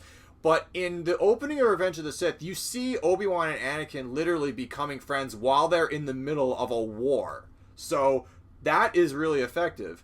And then they have their characters that you actually can kind of feel something for. Palpatine steals the show as the established villain of the movie. He is so manipulative and so crafty that he's always 2 steps ahead of everyone. And then, of course, there's the whole Order 66 montage, which is really sad. The scene where Anakin and Obi-Wan have their big fight, which is actually one of the weaker points of the movie. The fight would have been cool if it lasted, like, if the fight scene was half as long as it was. I agree. It is slightly protracted. It's too drawn out. The fight scene, I remember in the theater being bored watching Anakin and Obi-Wan fight, but the fight scene that really, really perked me up was when Yoda and the Emperor, because he literally is the Emperor by the end of the movie, because he establishes the Jedi tried to overthrow our democracy, so now we have to create a dictatorship to ensure a completely secure system. He's he dubs himself Emperor for life, and then Yoda walks into his office, crushes 2 guards with his mind. Was pretty fucking funny. And then I remember in the theater, the entire theater was laughing like with the movie. Intentionally, yeah. And Yoda doesn't even do anything. He just taps his hand, and these guys are like pancakes against the wall. Yeah. So then Yoda and the Emperor... There's no music, it's just them thumped up against the wall and they just fall down clumsily. Yoda and the Emperor having their fight was amazing, because I always wanted to see the greatest of the Jedi go up against the greatest of the Sith, and it does happen. Yeah. It's a little overblown when Palpatine starts throwing shit at him all over the place. But it was fun it was fun to see at first. So that was my favorite fight of the movie. One of my favorite parts of the movie is ironically also a drawback, is General Grievous. His design and concept is amazing. He is a reptilian creature encased in a droid cyborg body, and he hates Jedi so much for reasons that are never established. But he has a collection of lightsabers. Yeah, no, he literally butchers Jedi alive and takes their lightsabers as trophies, so that whenever he kills another Jedi, he just whips out a bunch of trophy sabers and slices them up. That's really cool. Actually, there is a reason why he doesn't like Jedis. That's established more in the micro series Clone Wars. Oh, okay. Like the 2D cartoon, right? Yeah, I know that you're more into like the CGI like Clone Wars show that is more popular, but like I was more of the niche lover of the micro series when I was a kid, and that really the whole show really ties in nicely into Revenge of the Sith. But I mean, I'll get to that once we talk about stuff that we liked outside the saga. Yeah. No, I'm a defender as well of this movie. I think I might like it a little bit more than I should. Yeah. It's kind of like one of those movies. I think it's a decently made story about tragedy. Yeah. It's amazing on how much change happens from like the beginning of the movie to the very end. Yeah. If you really look at it, like so much happens.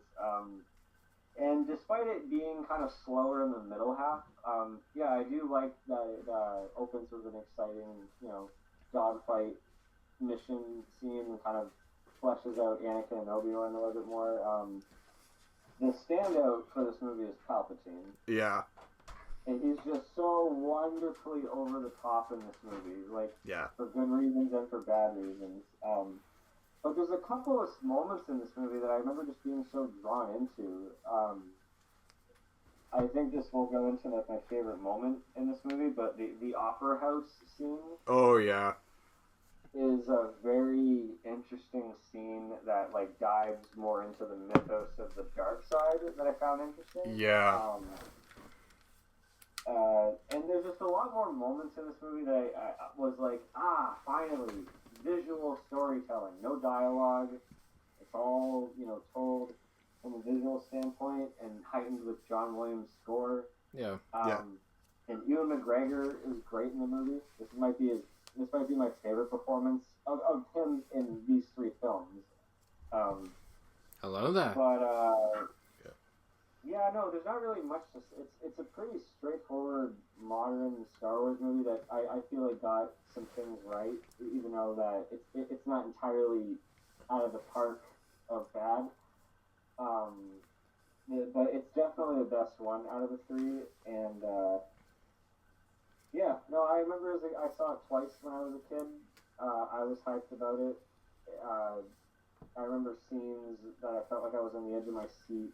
I'll always remember, like when finally Anakin like takes down Mace Windu, and then the Emperor finishes him off. I remember in the theater just being on the edge of my seat, like this is just fucking crazy. Like I don't know. Yeah, I believe it. I guess if I had to throw in my 2 cents, I haven't talked too much in a bit, but of all the Star Wars movies, this is probably the one I've watched the second least. The first being the most recent one, naturally. But I didn't really like it as a kid. But when I recently rewatched it, like a day or two ago, what was fascinating to me is like I was skimming through the prequels. Like I wasn't really watching them. I get to the parts that are like major, or the parts that everyone talk about. I didn't really like all the exposition parts. I'd skip through that. But when I watched Revenge of the Sith, I got through most of the the beginning space scene. That actually takes up a pretty major part of the first act, and then I breezed through all the Anakin and Padme shit. And I'm like, spare me. And but then, the scene where she tells him he's pregnant was well acted. You got to give credit for that. I skipped through that scene. But my point is, like, the first hour I basically skipped through, and then like the last hour and a half. I guess it's like the first hour and a half I skipped through. But the last hour, I didn't feel like skipping through anything. I didn't feel like skipping through the opera scene. I didn't feel like skipping through the Palpatine versus Windu thing. Or like Anakin's turn to the dark side. Or the Order 66 scene, which I think is personally my favorite scene in the movie. Because it's just so tragic, seeing all these Jedi being slaughtered. And, I didn't even skip through much of anything else. I sat through it all, and I was wholly engaged. And I'm like, this is the first time this movie's actually gotten to me. Yeah. And I like it. You almost feel like, is this the story that George Lucas has always wanted to tell, but we just had to get there in some way? I think it was. I think so. Because the Republic is the character in this story. And Anakin and Palpatine and Obi-Wan and Padme, they're just the backdrops to what goes on with the Republic. Lucas wanted to tell the story of a failing democracy and how it transforms into a dictatorship over time. Unfortunately, it's a slow and arduous process, but the corruption within the Republic just becomes more and more in depth as time goes by. But by the time it actually does blow up in everyone's faces, you're not sure if it's worth the wait, but you're glad you saw something at least. The elements of good films were in the prequels. They could have been executed way better, but Revenge of the Sith is probably the most fluid with all of them. And you want to talk about moments that unintentionally made your theater laugh? In my theater, when Obi-Wan defeated Anakin right before he's about to burn alive, Anakin screams, "I hate you!" And my theater actually giggled a bit, but where they lost it was when Vader does... I don't even need to say what he does, but Vader... No!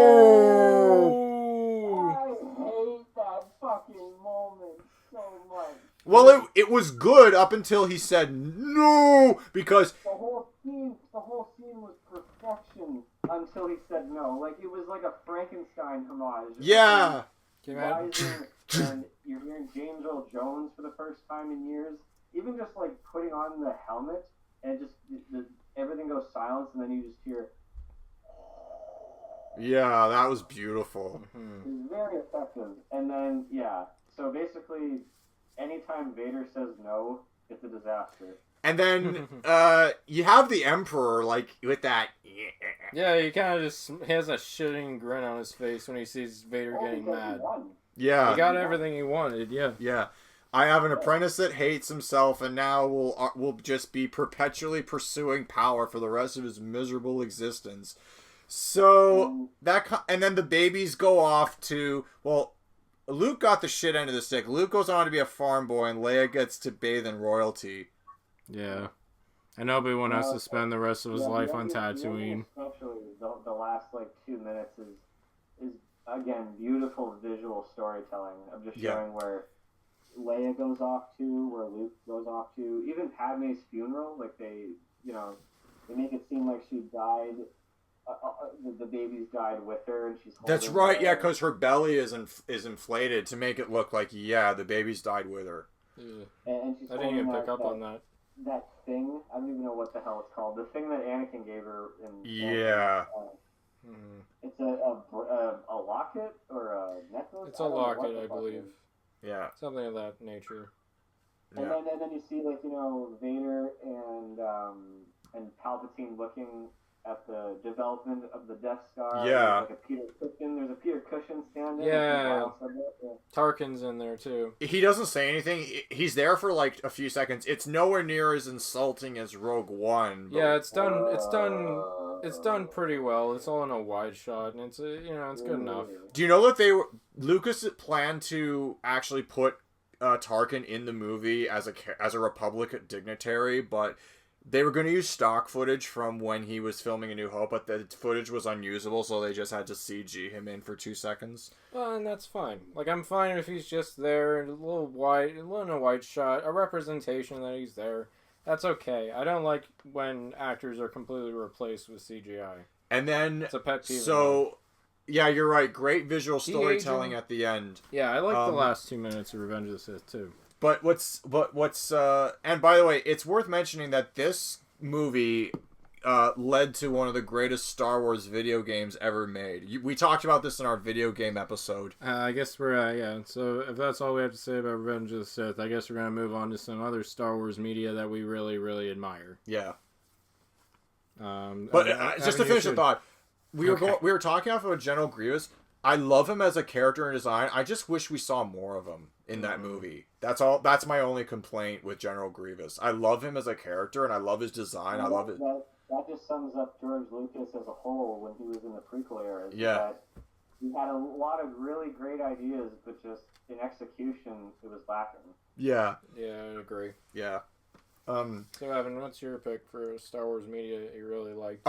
Well, I got into video games that were, they were fun to play. If I had to pick my favorite one, that's actually a good question. Star Wars Bounty Hunter was a spin-off story about Jango Fett, before Attack of the Clones. And it's a badly designed third-person shooter, but it was fun to play. Back in the early 2000s, third-person shooters hadn't been perfected as much. I think the best game of that whole third-person genre was Enter the Matrix, which my brother actually got really good at. Because Enter the Matrix was a third-person shooter, and it actually was really well designed. Yeah, but back to Star Wars. Like, what game did you like the most?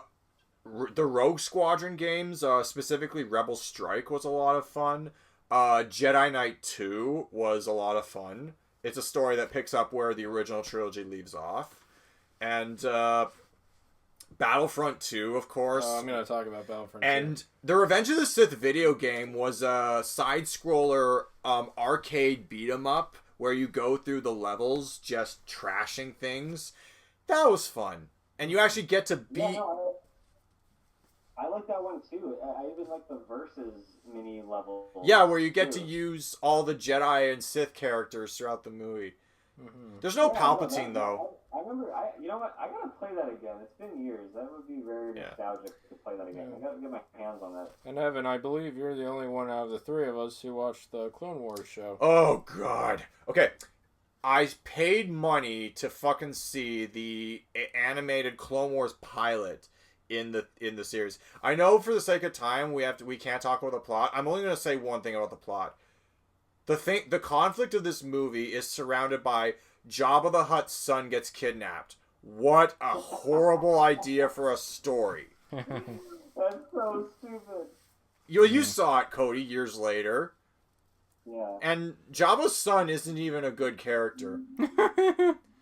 Is he sluggish? No, it's like Jabba's son, imagine Baby Yoda, but done badly. Oh, so he's like an annoying, whiny little thing that you can't stand? Yeah, okay.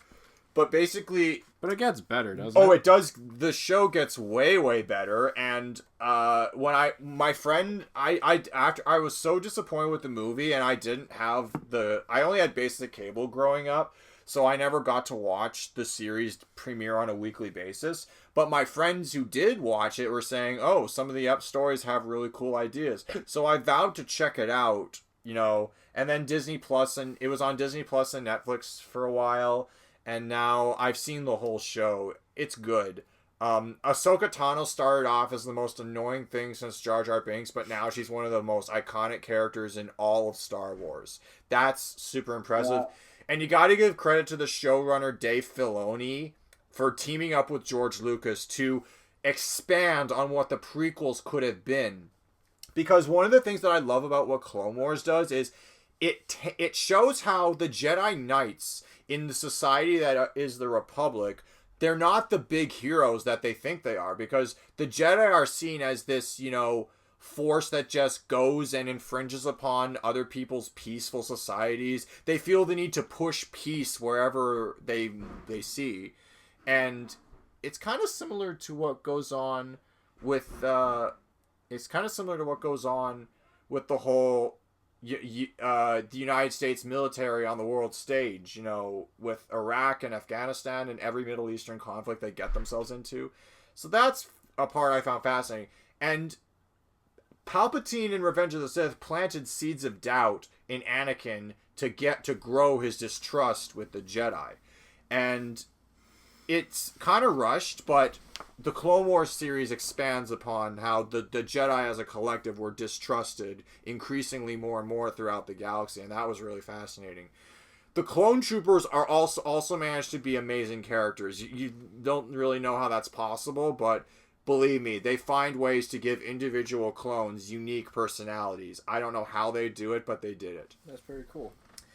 Yeah. If I had I watched the last 4 episodes of the Clone Wars. Well, that goes into the Disney era, because the show actually ended under the hands of Lucas and Filoni, but when Disney got control of everything Lucasfilm related, which we gotta talk about that. We'll talk about it after we reflect, but yeah, that's next. Don't worry.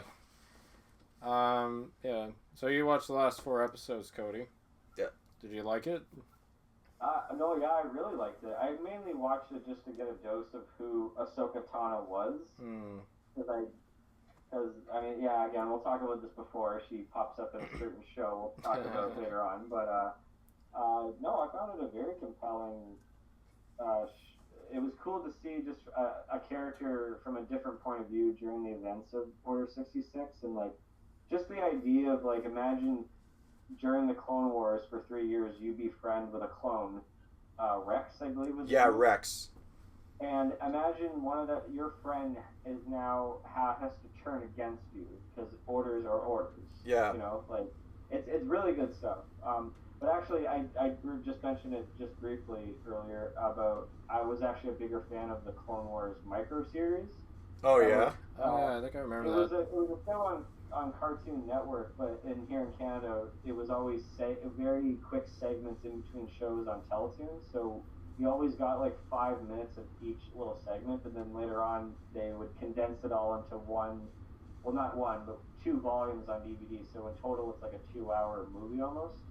And it's developed by the same guys that did Samurai Jack. Yeah, it was Gendy Tarkovsky, wasn't it? That yes, the guy behind Samurai right. Jack. Yeah, because I recognized his animation style right away. Yeah. And a few directors would later on do Avatar: The Last Airbender. Like it's a very methodical and well done show. I heard good things. Yeah. Now, why does Grievous? I just say too bad it's not canon. Like I kind of just shrug. Why does Grievous hate Jedi? For what it's worth. Oh, because fucking Jedis were hunting him down the whole time, and what's kind of funny is right at the end when he kidnaps Palpatine, which later on it just blends, it ties in perfectly to the opening of Revenge of the Sith. Mace Windu uses the Force and crushes his chest, which is the reason why he's coughing in the movie. Yeah. Oh. Yeah. Interesting. So yeah, it ties in beautifully. And the very last shot is like, Master Obi-Wan and Anakin, go rescue the Chancellor. Okay, and then the last shot is the battle above Coruscant. And it's like, wow, perfect. Yeah. Nice. It really ties in. But honestly, it really dives into it dives deeper into the downfall of Anakin to the dark side a little bit more, and I find it interesting. But again, too bad it's not canon. So yeah. But why don't we just Lyle and I both bring it up? I think we're both gonna tie. We both love. This is the one video game that I still own to this day. I actually own the exact copy that I got 15 years ago. I still have it. And that game would be Star Wars Battlefront 2. When Evan and I actually just hunted down a copy of that recently online, and I've just been playing it for days now, weeks on end. It's fun. It's got to be the one game I can really immerse myself into, and I love that game. It's way better than the EA update that we got recently, but I don't want to get into that because we could talk about that for a long time. But the thing I love about Battlefront is it makes me feel like I'm living in the world of Star Wars, that I'm fighting these actual battles. I love the class system. I'm always an engineer, or at least a soldier. It's nice how the more you play, the better guns you eventually unlock over time. You can just automatically equip them. Frenzy rifle's insane. The flechette shotgun's insane. If you want, I love the elite rifle. Yeah, the elite rifle is fucking amazing. You can just kill everything in one shot. The precision pistol's pretty good too, actually. It's just hard to get because the pistols are kind of shitty. Yeah. The sniper rifle update kind of sucks because it has less range, but it makes you fight in combat easier. I don't know. Or the Bothan spies, you can just turn invisible, and if you see a crop of enemies, you can just incinerate them. Yeah. I always like the Wookiee too. Or the Droideka. The Droideka was freaking epic too. Yeah. You're shielded and you just shoot everything. If you play the Magna Guard, I've actually just got into him. He has this insta-kill rocket launcher you can lock on to enemies. You have to be kind of a distance away. But you can, if you lock on perfectly with an enemy, you can just kill them in one shot. Wookiees, friggin' anything you can just destroy in one shot. So I recently picked that up. I don't like the space battles too much, but they're okay. Yeah, me neither. They're just kind of boring. The ones I go to. Yeah. Because you either go inside, you do a couple things, you destroy a couple things, you're typically on your own. The stupid AI, on your side will often get in the launch ship that you just spent so much time trying to get in. And I've seen it. They just straight up crash into a wall. I'm like, well, thanks, idiot. And then you're just like trying to lower the shield and everything. It takes too long. None of your allies are helpful, and it's just like annoying. But it's whatever. And you can play as Jedis in that game. That's a lot of fun. But I could talk about Star Wars Battlefront 2 until I turn blue. But bottom line, excellent game, super immersive. That uses all the original tracks from both the original trilogy and the prequel trilogy. Has a lot of really good maps. I think my favorite one would have to be Mos Eisley.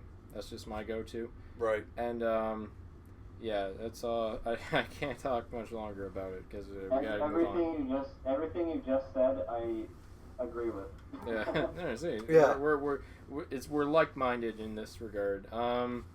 What was I gonna say? One show that I didn't really watch a heck of a lot of, but I kind of like. It was this.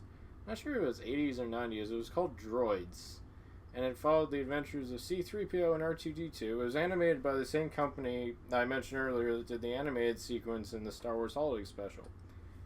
It's kind of a lost Star Wars media. I think it's available on DVD, maybe out of print. But I remember I watched a couple episodes at a friend's house, and I really like C-3PO and R2-D2, so it's kind of fun watching them go on these like Saturday morning cartoon like hijinks in various planets. Yeah. They're always owned by some other person. Like each storyline, they're always owned by a different person. They're just found. And they go on an adventure. And I wouldn't say it's like better than the Clone Wars or anything, but it's kind of nice. Unfortunately, it's not on Disney Plus. So I don't know who owns it. I guess, yeah, it's just kind of like lost media that I found kind of fascinating. They also had an Ewok show similar to that. I liked, that was, I don't know what I was going to say about it. Should we move on to the Mouse House? Oh, God. So, basically, here's what happened. Sometime in the beginning part of the 2010s, I think it was 2013 or 2012. I was still in high school when I heard this news. Disney acquired the rights to Star Wars and says they're going to make Episode 7 and Episode 8 and 9. We're finally going to get to see the story continued after Return of the Jedi. But in terms of what was going on in film history at this point, the Marvel Cinematic Universe was dominating everything. The Avengers had just become this monster hit. Cinematic universes became the way to establish characters. So Disney wanted to start a Star Wars cinematic universe of sorts. It became more of that as they watched what was going on with Marvel. So in the year 2015, we finally got to see Episode 7. Two groups of fans went into this movie with tons and tons of optimism. And you know what? The general consensus was that it was pretty good. Admittedly, it wasn't very original because everyone says that, it's basically A New Hope all over again. I tend to disagree with the notion that it's a clone of A New Hope because it has the basic core plot structure of A New Hope, but there is just enough new element in the movie to get you excited for what is about to come. And we get new characters. We get to see Daisy Ridley play Rey. Did you even say the title of the movie? The title of the movie was called The Force Awakens. Yeah, you missed that part. Yeah, sorry. You said Episode 7. Yeah, no. There we go. Episode 7 eventually was The Force Awakens, so we got new characters. Rey, played by Daisy Ridley, and we got Finn, played by John Boyega. A new villain named Kylo Ren, played by Adam Driver. And in returning from the original movies, we got to see Harrison Ford, Peter Mayhew, and Carrie Fisher come back as Han Solo. And Luke Skywalker, but we'll get to him. And Mark Hamill as Luke Skywalker. You forgot Poe Dameron, played by Oscar Isaac. Oh, right, yeah, Poe Dameron, played by Oscar Isaac. He's not in The Force Awakens very much. I'll touch on that briefly. So, the general... At the time, movies were fun to go to. Marvel was kicking ass at the box office. And overall, society was relatively stable, but instability and divide was on its way, and it was brewing behind the scenes, while everyone got along and enjoyed The Force Awakens, I feel like this is the last... I feel like either The Force Awakens or Rogue One were the last time Star Wars fans got together and unanimously agreed that something was good. Well, Christ, when I saw the trailer for the first time, I was on the edge of my seat. Oh, yeah, and when I was in a theater, I would, like, sit all the way up on my seat and just have my hands clasped, and I'd look really intently at the screen. That was a trailer that really got me hyped. The second teaser of The Force Awakens might be my favorite, my favorite trailer of all time, because... I actually would agree with that. It's a really, really, really good trailer. Where Luke drops the line from Return of the Jedi, "The Force is strong in my family," and all that. Yeah, you have that power too. Just seeing the montage of what it seemed to be like Star Wars, something that I thought like I had to lay to rest when I was a kid. The fact that it was coming back and I'm just seeing like this montage of excitement and characters and all this stuff, and then topped off with at the end, Chewie, we're home. Oh. I literally almost like I had goosebumps and I almost cried and I almost like had a breakdown of excitement. Yeah. Because The Force Awakens, yeah, that was it will probably go down in history as the most anticipated movie of my entire life. And it did exceed my expectations. I had a lot of fun with that movie. Yeah. Stuff that I saw it. Guess how many times I saw it in theaters? 5. Exactly. Oh, wow. Holy. I saw it 3 times. And every time I saw it with like, you know, these certain friends and like other friends and then family members, and then, you know, it was I just wanted to see it with everyone and kind of treat it like my own, like I'm seeing Star Wars for the first time, and it's very like, yeah. I saw it 3 times. I saw it the first time I saw it with my brother and our 2 friends who we grew up loving Star Wars together. So that was amazing. I'll never forget watching. I left the theater actually depressed because the movie kills Han Solo, and it ends on a really sad note.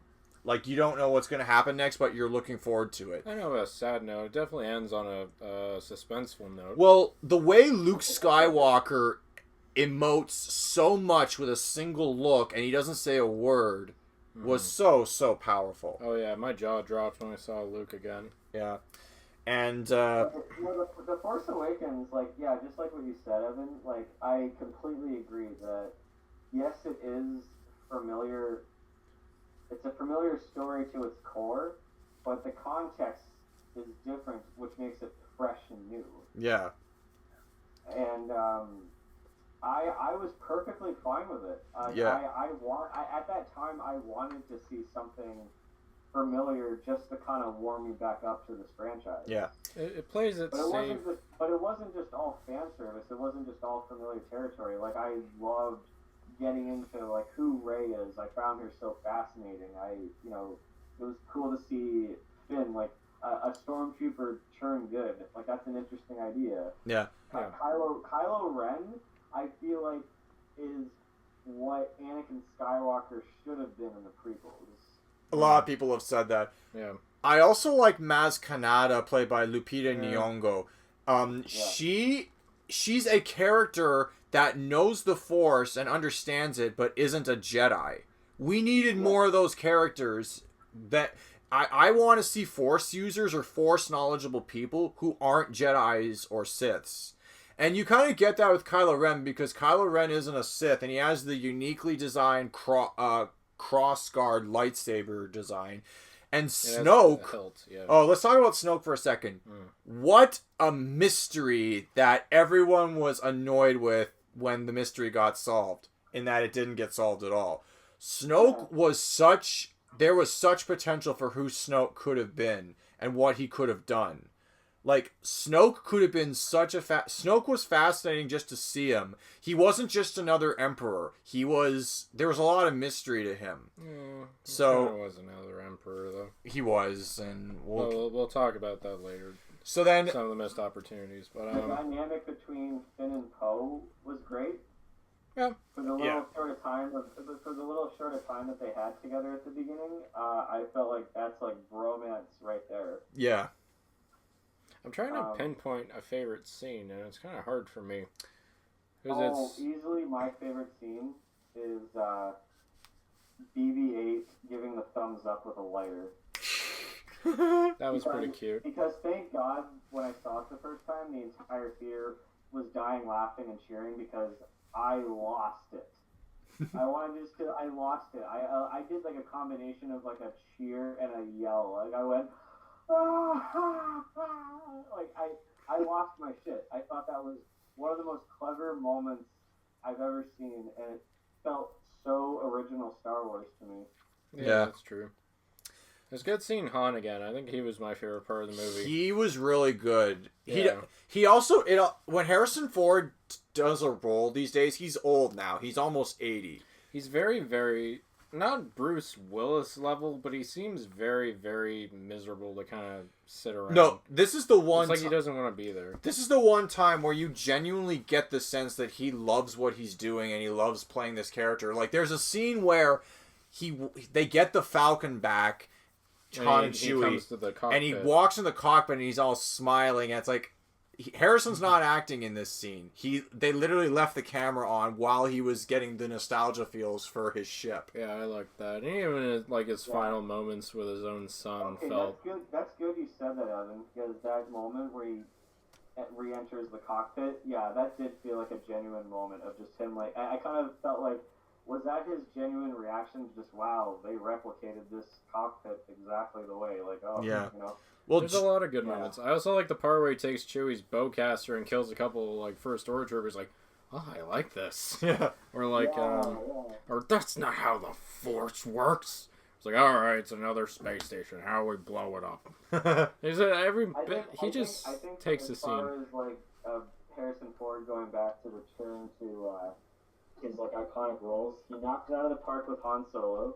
He knocked it out of the park with Rick Deckard and Blade Runner 2049. Yeah, I was wondering. And hopefully, fingers crossed, that Indy 5 he knocks it out of the park. Yeah, Kingdom of the Crystal Skull, man, not good. I thought it was fine. It's still in Indy 5. It's still in Indiana Jones 5. His last role. Hopefully, he fucking. That's his official last role. He'll probably. Well, it's officially like the last time he'll ever return to like Indy, and this is the last entry in the franchise. Because it is warranted. Kingdom of the Crystal Skull was a bit of a dud. Yeah. But anyways.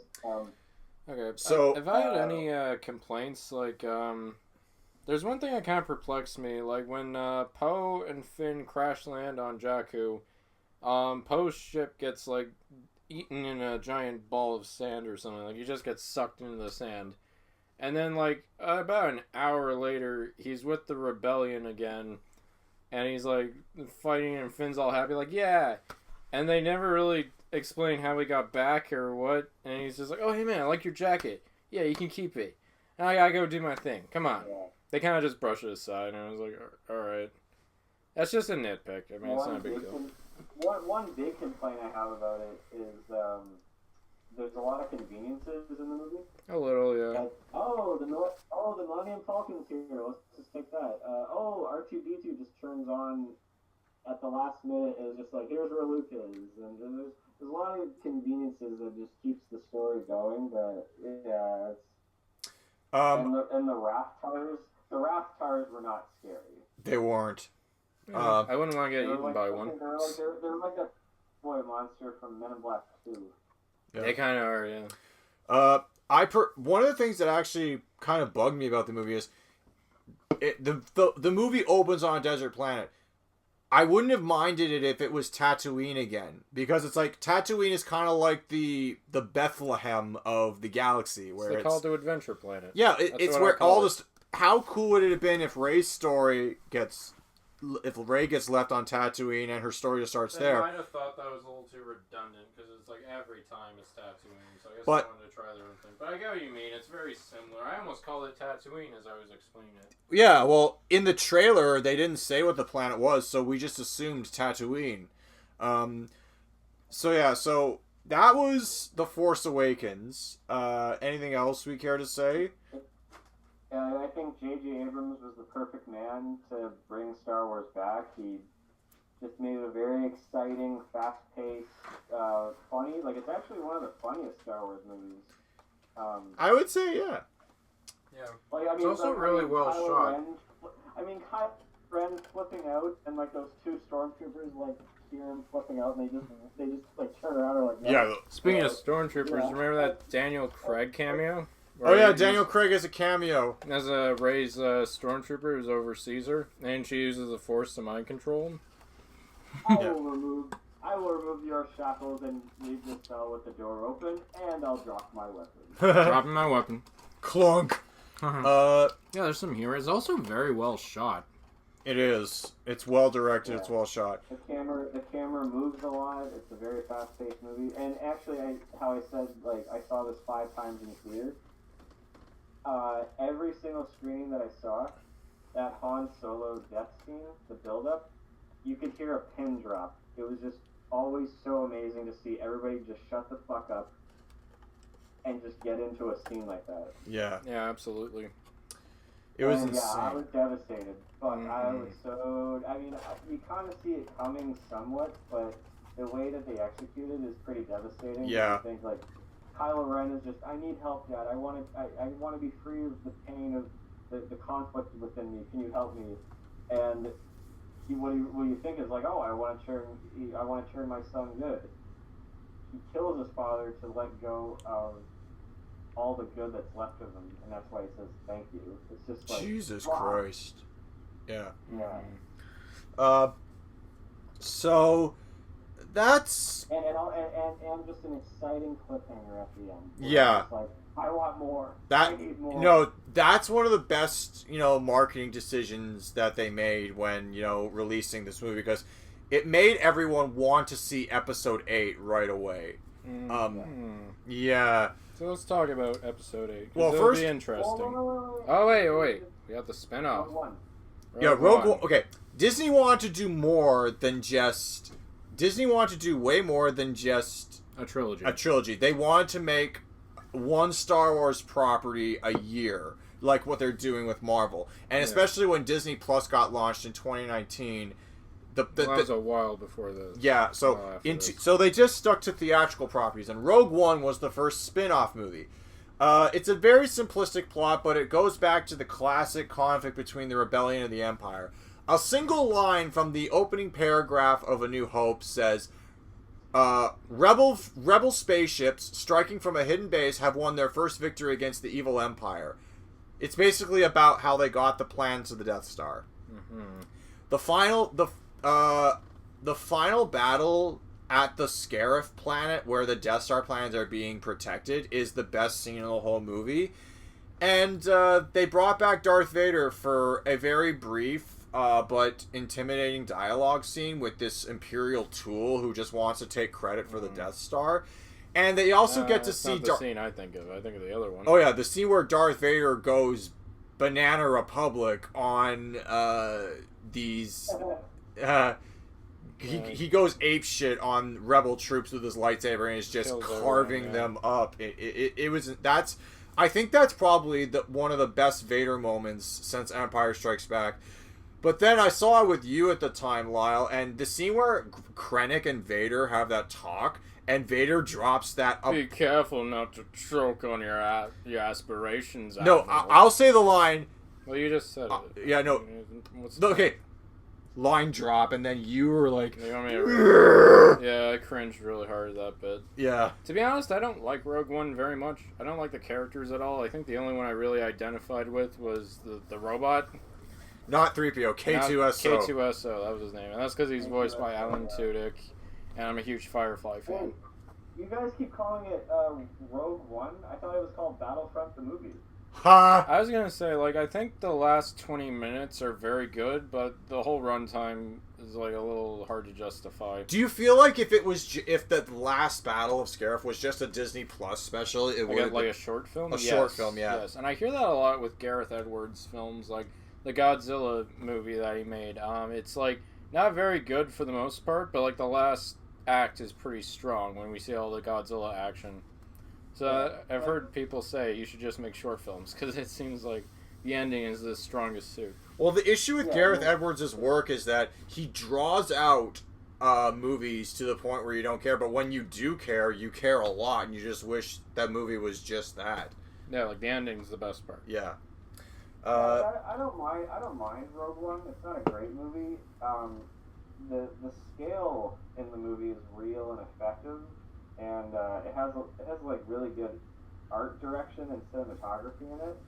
Probably like one of the best looking modern Star Wars movies. I think this and The Last Jedi definitely look aesthetically the best.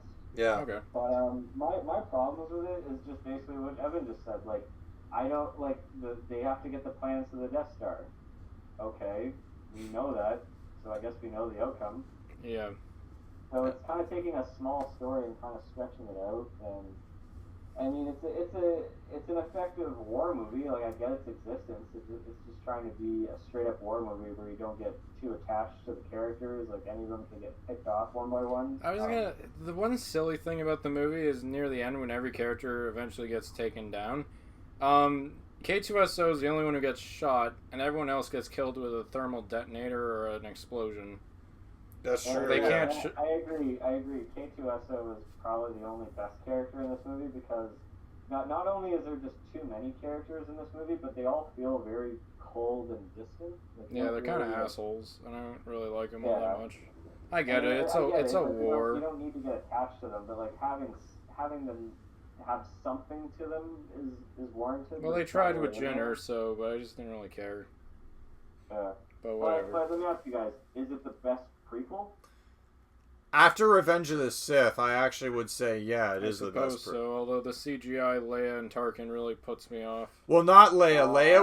Leia was warranted because she's only in for it's one shot. With Tarkin, that was unethical. They recreated his character and they got a voice actor to dub over his voice, and they recreated him CGI.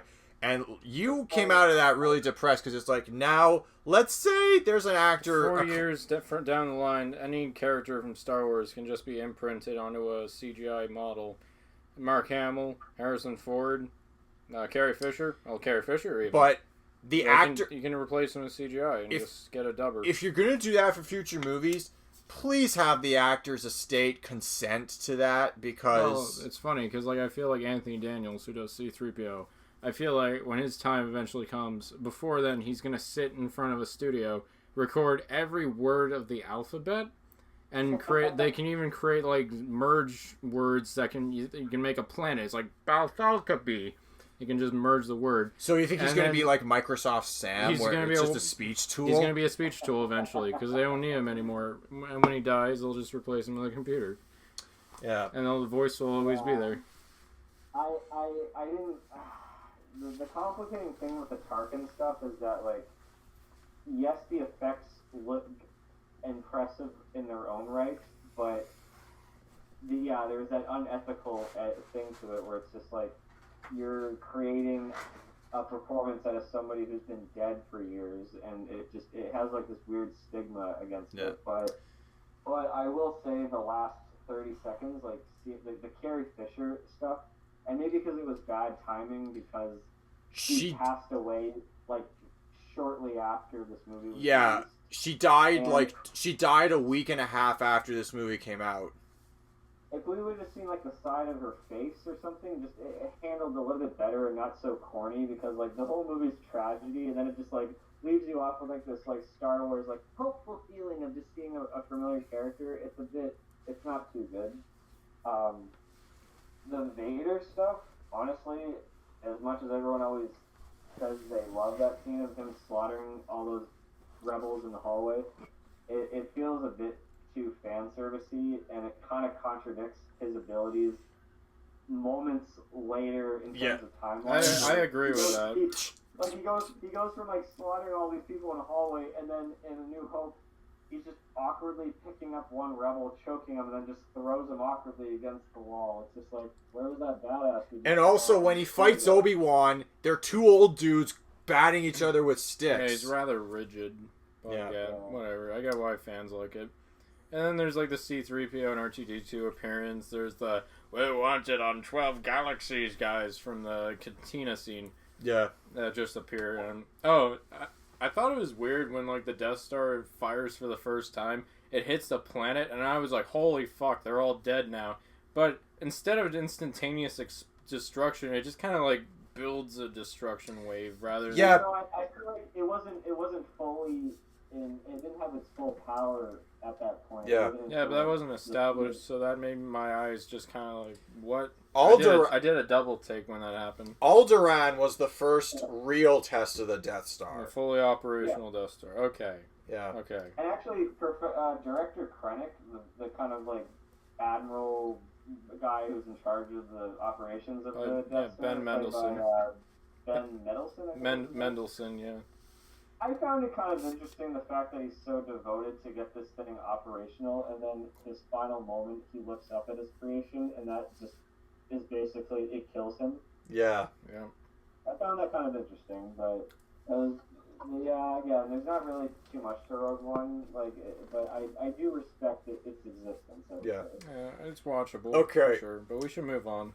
In 2017, it feels like the culture of Western civilization and online culture in 2017 versus 2015 was a night and day difference. Because in 2017, Donald Trump was just getting finished with his first year in office as president of the United States. Everyone was super, super divided on virtually every issue you could imagine. So when The Last Jedi came out, it divided people 50-50.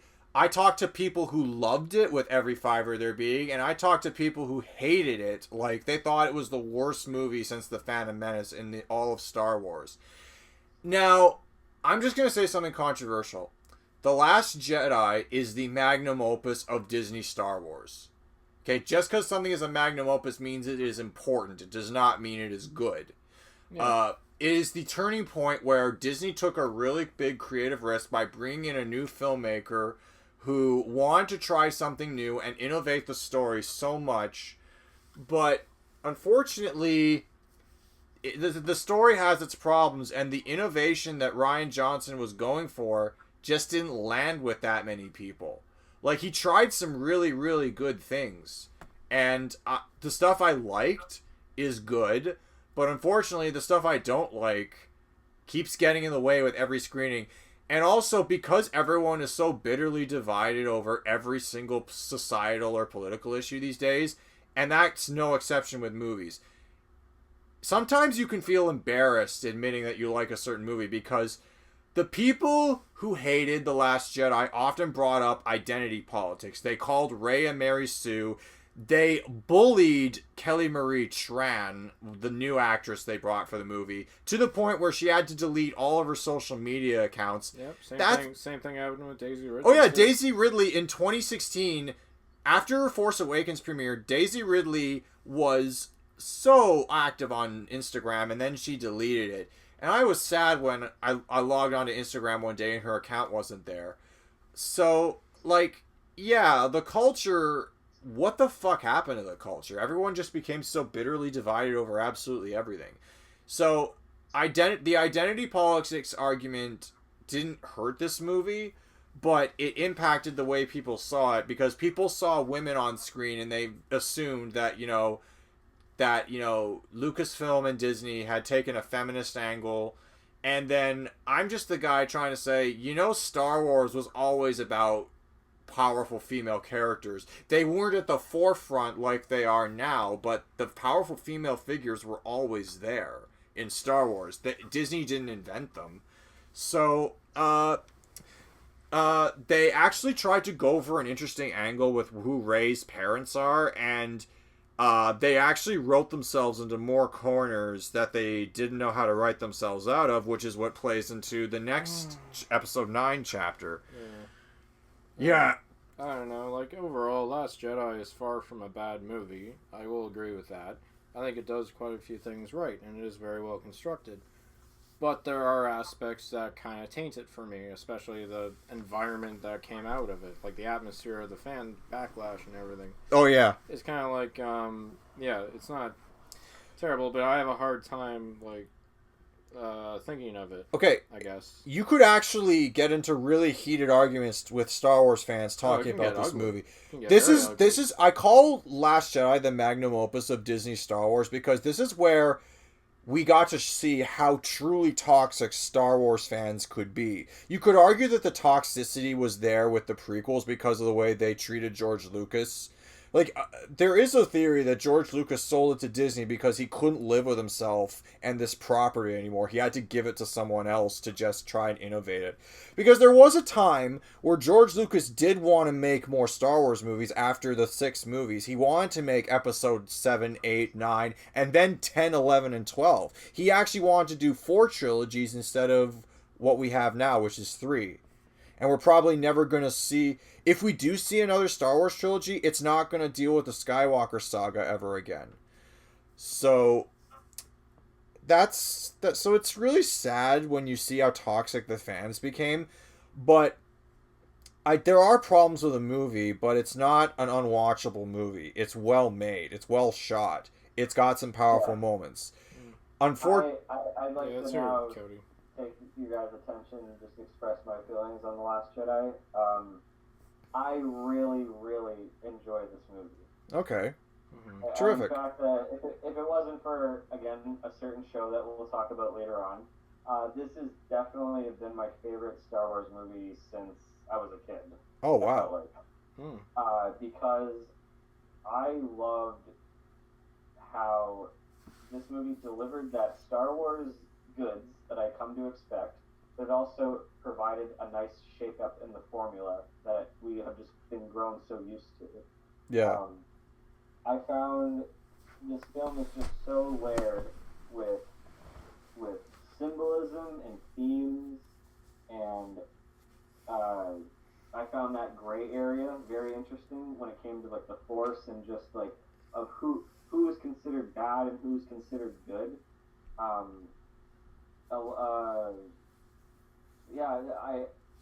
I find that like the whole thing with this movie, I understand everybody's criticism behind it. I think it's just how they expressed it really like made me feel like, wow, I kind of don't want to consider myself a Star Wars fan. Like it got to that point. Yeah. And I feel because of the shockwaves that it must have sent to Disney and Lucasfilm after they wanted just to do something a little bit risky, a little bit more original, they just decided to back out and say, well, I guess they don't want that, they want the same old shit. So yeah. This actually leads me into a scene in this movie that I think is a scene that is both very compelling in its own right in terms of story, but it's also meta. And that's after the scene where you think Kylo Ren has turned to the light with Rey. He defeats Snoke. They take out all of his guards in a very exciting scene. And then Kylo Ren just says, it's time to let everything die. Like, everything. The good, the bad, and I want you and me, Rey, to just start over with something new. And not only is that just a great, character-defining moment, like, again, like, anytime you think, like, oh, Kylo Ren's gonna turn good, he turns even worse. Yeah. He really does. It happened in Force Awakens, it happens in this, where now he is the supreme leader. But I feel like that's a scene that's really trying to speak to Star Wars fans. Like, Kylo Ren represents Disney, Rian Johnson, new ideas, and Rey represents, like, old school, devoted fans that just want things to not be changed and not have something new. So I feel like that scene is not only it's reaching out to fans. It's like reaching out, like, we want to try something new. Come with me.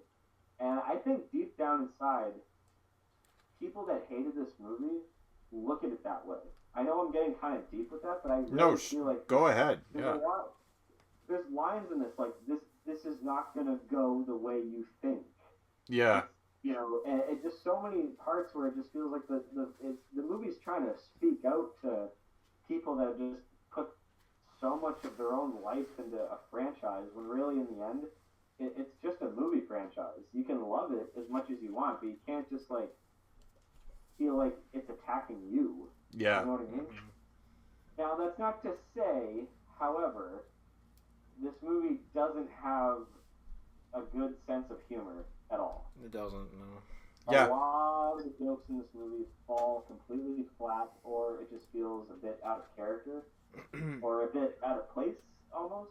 Like, It feels very Marvel-esque in its attempts at humor. But the Marvel very, movies... Very Marvel, yeah. The Marvel movies didn't really get criticized with their humor until The Last Jedi, because it's like, oh, this is just like a Marvel movie. Wait, you don't like the humor in Marvel movies now? No, it doesn't really, when were you vocal about that? It that? doesn't suit Star Wars, I think. Like, something like Guardians of the Galaxy, like, 1 or Volume 2, like, yeah, that can be goofy. Yeah. It can just drop out pretense and, like, let go of the dramatics for, like, a cheap gag. Yeah. But for something like Star Wars, where the stakes are higher and there's, like, real characters to, like, try to grow alongside you, it's, like... There's a bit more of an emphasis on tone when it comes to Star Wars. It can be lighthearted, for sure. There's lots of moments in the original trilogy, or as we said, Force Awakens was very funny. I don't know what makes it different compared to Last Jedi, but I think Last Jedi is like trying to be so like critical, and then like whenever it tries to lighten the mood, it's a little bit flat. Well, there's a scene where the First Order has the Resistance fleet cornered, and they pull a Yo Mama joke on General Hux, who... General Hux kind of turns into a joke. So, like, what? Yeah. So there's that. And so, yeah, I feel like, you know, you could talk about this movie all day, but remember how I said it's the magnum opus of the Disney Star Wars? I might even go as far as to say, in time, it might be the magnum opus of all Star Wars, because... I can't think of another film that was this important to the cultural interpretation of Star Wars or the way society interpreted it, because the prequels were unanimously, with the exception of Revenge of the Sith, the prequels were unanimously considered critical failures. But Last Jedi just divided people down the line. I think it's the product. Maybe it's the product of the political world we live in today, but I don't know. So, very, very good. It wrote itself into a couple of corners, which we will really feel in 2 years. That's what I'm gonna say. Did you guys enjoy the way that they handled Luke? Yes. I didn't mind it. I liked the last scene with him confronting Kylo Ren the best. That's the... Yeah. When he was actually being proactive. Yeah, he doesn't actually fight Kylo Ren. He doesn't even taunt him. He's just there to explain how it's up. What's up? Yeah. So he's distracting him. I like how he's almost like an agnostic in this movie. Yeah. Where like he believes in the higher being, and instead of God, it's the Force in this universe. But he just doesn't believe in the practices.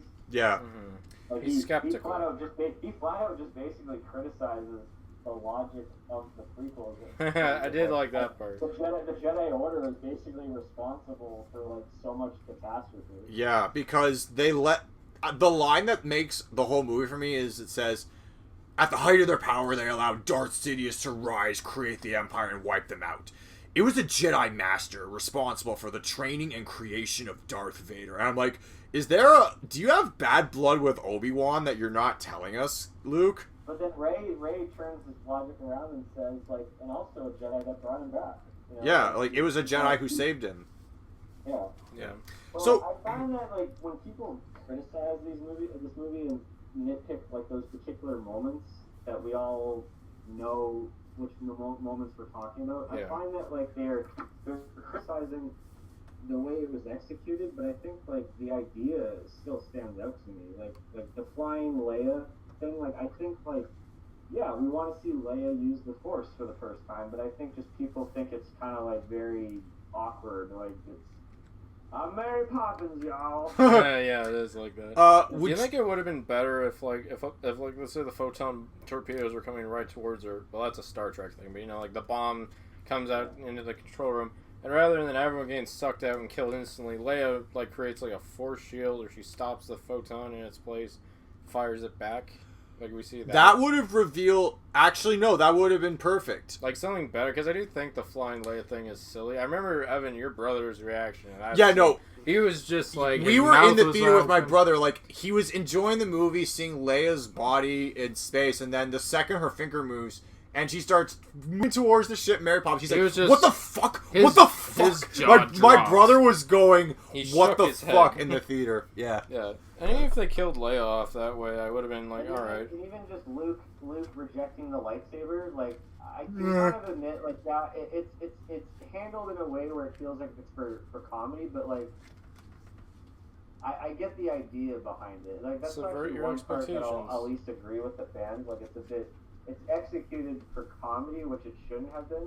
Because that was such a powerful moment to end The Force Awakens on. You follow it up with a joke. Yeah. Again, very Marvel-ish. But by far the dumbest part in the whole movie is, okay, I like Rose. I like her character. I like her character too. She's not horrible. She's okay. She's kind of done more. When she fucking, like, saves, and I want to put quote-unquote saves Finn.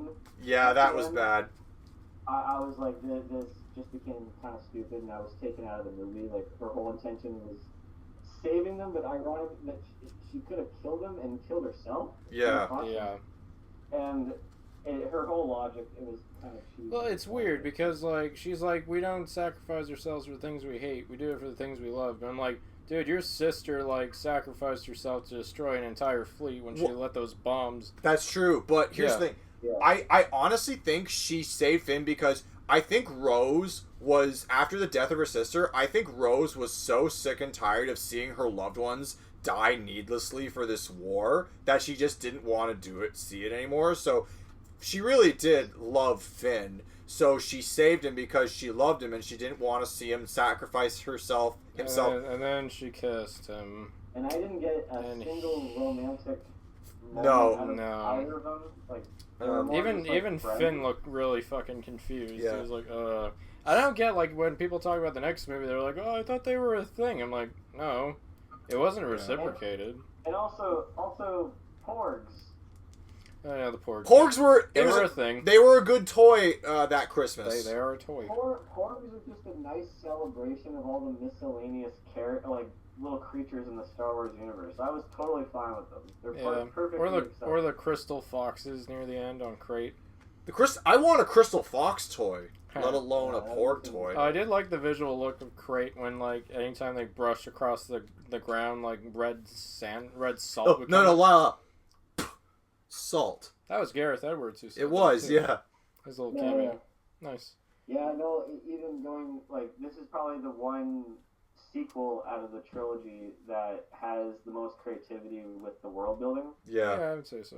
Because, like, the Crate is a really creative, you know, I mean, you can kind of look at it as like a Hoth. It is kind of like Hoth, I'd say, but yeah.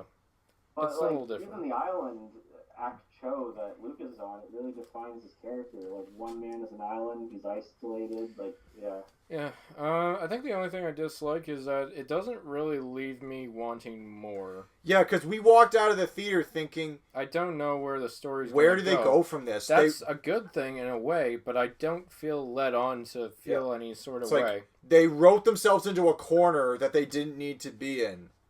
I now, in retrospect, after seeing all three of these movies, completely agree with that. Yeah, like it really hurt the third one, I believe.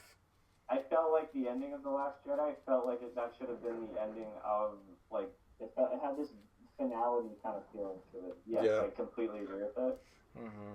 So yeah, just to sum up my thoughts, the theme of the movie is failure. Mm-hmm. I like that. That's great. Kind of like Empire. Do you know another movie that also has a theme of failure? What? It's this one movie, you might have heard of it. I don't know. People that hate this movie probably have heard of it as well. It's called Empire Strikes Back. Yes! I just said that, yeah. It's a lot like Empire. Yeah. So I think we've spoken a heck of a lot about Last Jedi. We should probably move along now. Not to the third one, but now we're on to a Solo spin-off. They decided to do Han Solo spin-off. I am thankful I skipped this When, one. yeah, no, you didn't bother seeing this theater. No, even in the It took trailer. me 2 weeks after its opening weekend to see it, and by that time it had bombed. That's unlike you too, because you usually come out to these things. Yeah, no. When a Star Wars movie comes, I am there opening weekend. So the fact that I didn't even go to this opening weekend says something. Yeah. Solo, the world building is so. Solo was honestly the most. Sorry, what? Solo's world building is sloppy. They want to create this lawless world. You can't have. I don't see how you can have a lawless world that is also ruled by a cruel dictatorship. That's not how lawless societies work. If there is a dictatorship, you typically have an overabundance of law and order, not a bunch of criminals running around. They confuse anarchy with fascism. Yeah, no. They confused anarchy with fascism. The currency of this world was space fuel and hyperfuel, and that was so dumb. That amounted to nothing. Han Solo, the actor who plays him isn't good. How he meets Chewbacca isn't good. Change the fucking channel. I didn't Basically, all of his characterization that was established in the original 3 movies are all just like summed up all together in this movie. Yeah. But did anything new happen to him? Did anything you know what I mean? Like it's like they don't add anything to his character. They just more like present the things that you know. Well, yeah. Cody, you forgot that brilliant scene where they explain how he got his last name. Oh fuck. Yeah. So, do you have a people? You don't have a last name. Your name is Han. Well, you seem to be going solo by yourself. Why don't we just call you Solo? Oh Lord. I mean, you guys are talking about the plot. So, honestly, guys, Solo is when I saw Solo, or even like I think, and also the timing of this movie was very bad. Yeah, Marvel cleaned house with Infinity War. Oh yeah. Oh, far. Yeah. Far. Yeah. And like at the ending of Infinity War, you're like everyone's jaws are dropped, and they can't believe they gotta wait another year to see this. But like not only the timing of it, the fact that it came out like a few weeks later after Infinity War, it's the fact that like the 5 months in between Last Jedi and Solo, everyone's just fucking hating on just the current state of Star Wars. Yeah. For me personally, kind of awkward. For me personally, that was around the time where I said to myself, it's not fun to love Star Wars anymore. It's not, no. It's really not. Like, I feel embarrassed to call myself a fan because I feel like if I called myself a fan, people would be like, "Oh, you're the toxic fucking people on the internet that were trashing on this movie," and I just want to go, "No, I'm not." Like, yeah. I think my gripes with the movie, I'll just be basic about it, but like my problems are more like behind the scenes stuff. Like I don't like how Phil Lord and Chris Miller were attached to it. And they're very clever men. Like that, I love the way and then they write. got fired. They're very funny. They're very, very creative. And Kathleen Kennedy and a few other people fired them because they're like, "Oh, you're too funny. You made this movie like a joke." And they're like, "Well, yeah, we're comedy writers. I'm sorry, but we thought we could have fun with this." I thought it was going to be a Guardians of the Galaxy type of story, and it could have been very but easily. No, Guardians of the Galaxy is colorful. I want to carry on my point. And then they hired Ron Howard, who I have mixed feelings for as a director. I think he's fine, and that's about it. He's not. Fact, he was actually he was considered to direct The Phantom Menace. That's right, yeah. I get it. Like, it's kind of funny, too, because he was in American Graffiti. He was, like, the lead actor. Yeah, that's true. So it's kind of, like, kind of going, like, full circle with that. I get that. But, like, I hate the look of this movie. It looks... It's positively gray. It's ugly. And dark.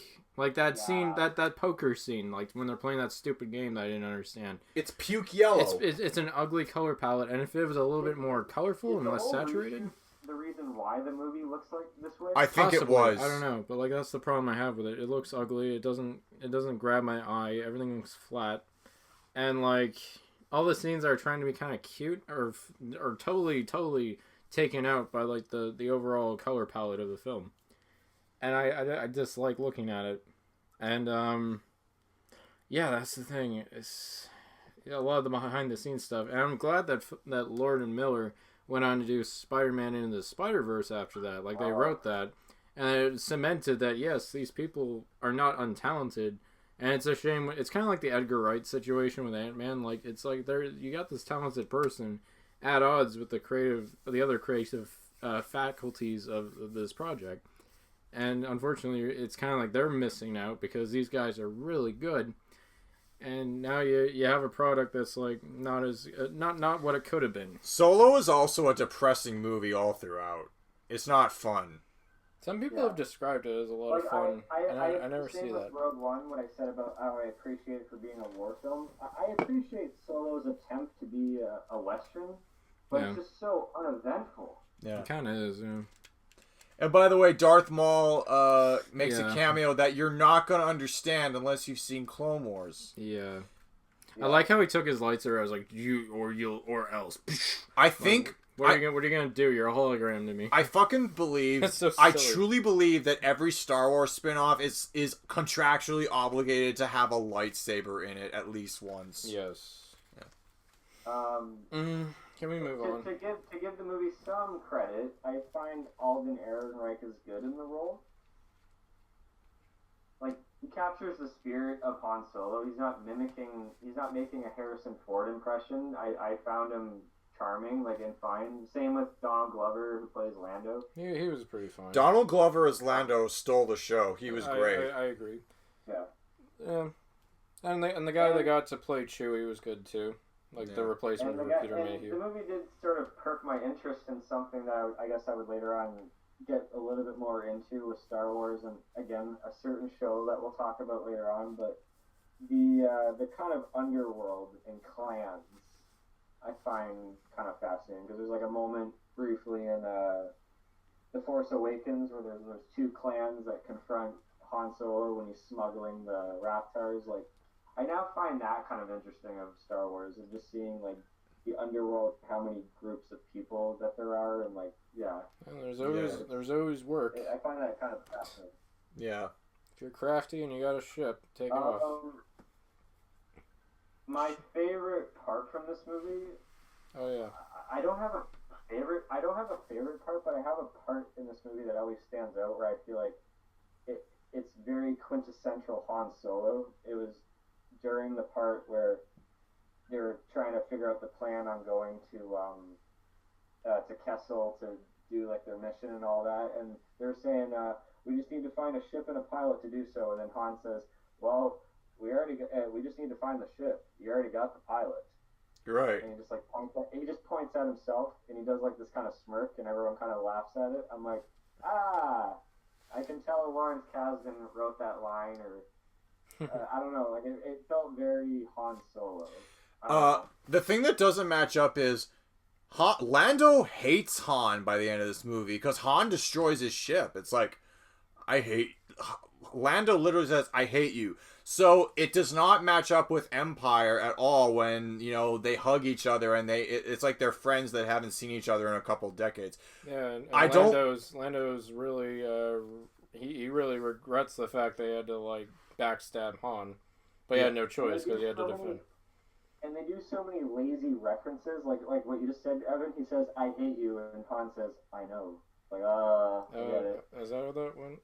But then at the end of the movie, when Han like confronts him to do like their rematch of the poker game, Han like confronts him very angrily, and then he goes, "Nah, you're my buddy." It's like the same thing that Lando did in Empire. Like, you got a lot of guts coming here after what you did. Hey, how you doing, you old pilot? Oh. Wow. How'd you feel about Lando getting with a robot?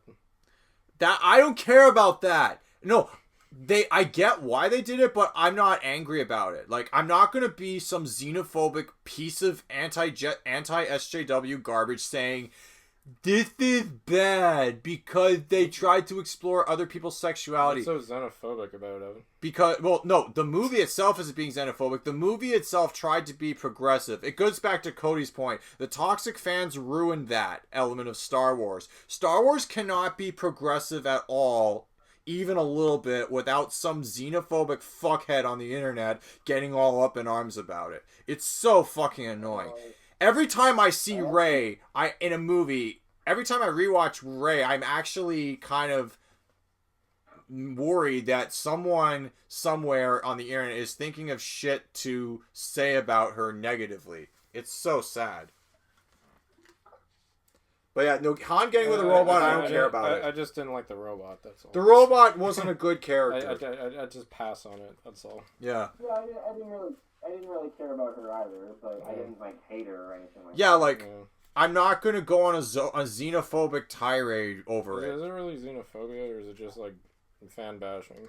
It's both. Like, how is it xenophobic to dislike a robot? Well, they disliked her because apparently it was SJW feminist garbage. That's not xenophobia. That's like anti-SJW. Xenophobia means you hate people in other countries. Yeah, but then like look at all the xenophobia like comes into play when you talk about the way Daisy Ridley and Kelly Marie Tran were treated.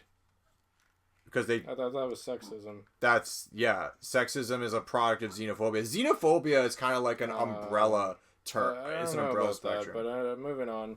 So we said our piece about Solo. I think. Yeah, and unfortunately, it doesn't get much better because we have to talk about the rise of Skywalker. I don't know. Oh my god! You know what? Do I hate this more than Attack of the Clones?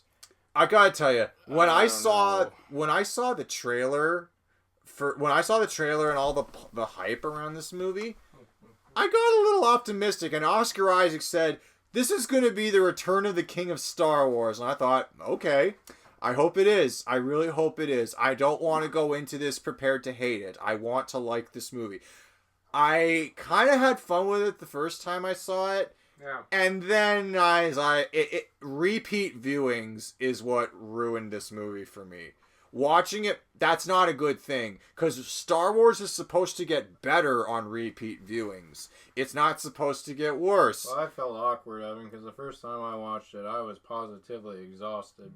Well, that's just another thing. And seeing you come out being all happy and like, oh, I love this part and this part and this part, I'm kind of holding back because there's a lot I want to say to debunk it, but you're having fun, so I don't want to spoil it. But then I finally came to understand what you were talking about. This is the only Star Wars movie out of all of them that gets worse with each viewing I sit down to watch it, and I am so sad about that. This is supposed to be the ending of the whole saga, the final chapter, that you close the book and you're satisfied. This would be like if I read the greatest book ever written, but the final chapter sucks. It's such a disappointment. Well, now, on that note, if the final chapter sucks, can you look past it and enjoy the rest of the book? Yes. No, I can do that. So, but there you go. Terrible, great story, terrible ending. And you know who I blame? Cody said it best. I want you to... Cody, who should we blame for the way Rise of Skywalker turned out, both in the way it was made and how it was received by fans? Everybody? Everyone. The toxic fans bullied the producers into making this movie a cater fest. They literally cater to everything the fans wanted. And No. What I mean by everybody, I mean I hold both Disney, Lucasfilm, and the fans responsible for ruining this franchise. Yeah. Because it is very clear after watching the Rise of Skywalker is that they didn't have a plan at all. That's not entire. It's true that they didn't have a core story plan like what Lucas did, but they did have somewhat of a plan. You know what they did? They should have. I agree. I argue and say they should have. But they did have a plan. Here's what they wanted to do. They wanted to make each individual movie of the new trilogy centered around one of the old members of the trio from the original trilogy passing the torch. The Force Awakens was supposed to be Han's movie, and it was. Last Jedi was Luke's movie. So logically, that would have meant Rise of Skywalker would have been Leia passing the torch to Rey. And they almost had that done really well, but unfortunately, they just weren't counting on logistics being against their favor. They weren't counting on Carrie Fisher passing away. That's what's really sad.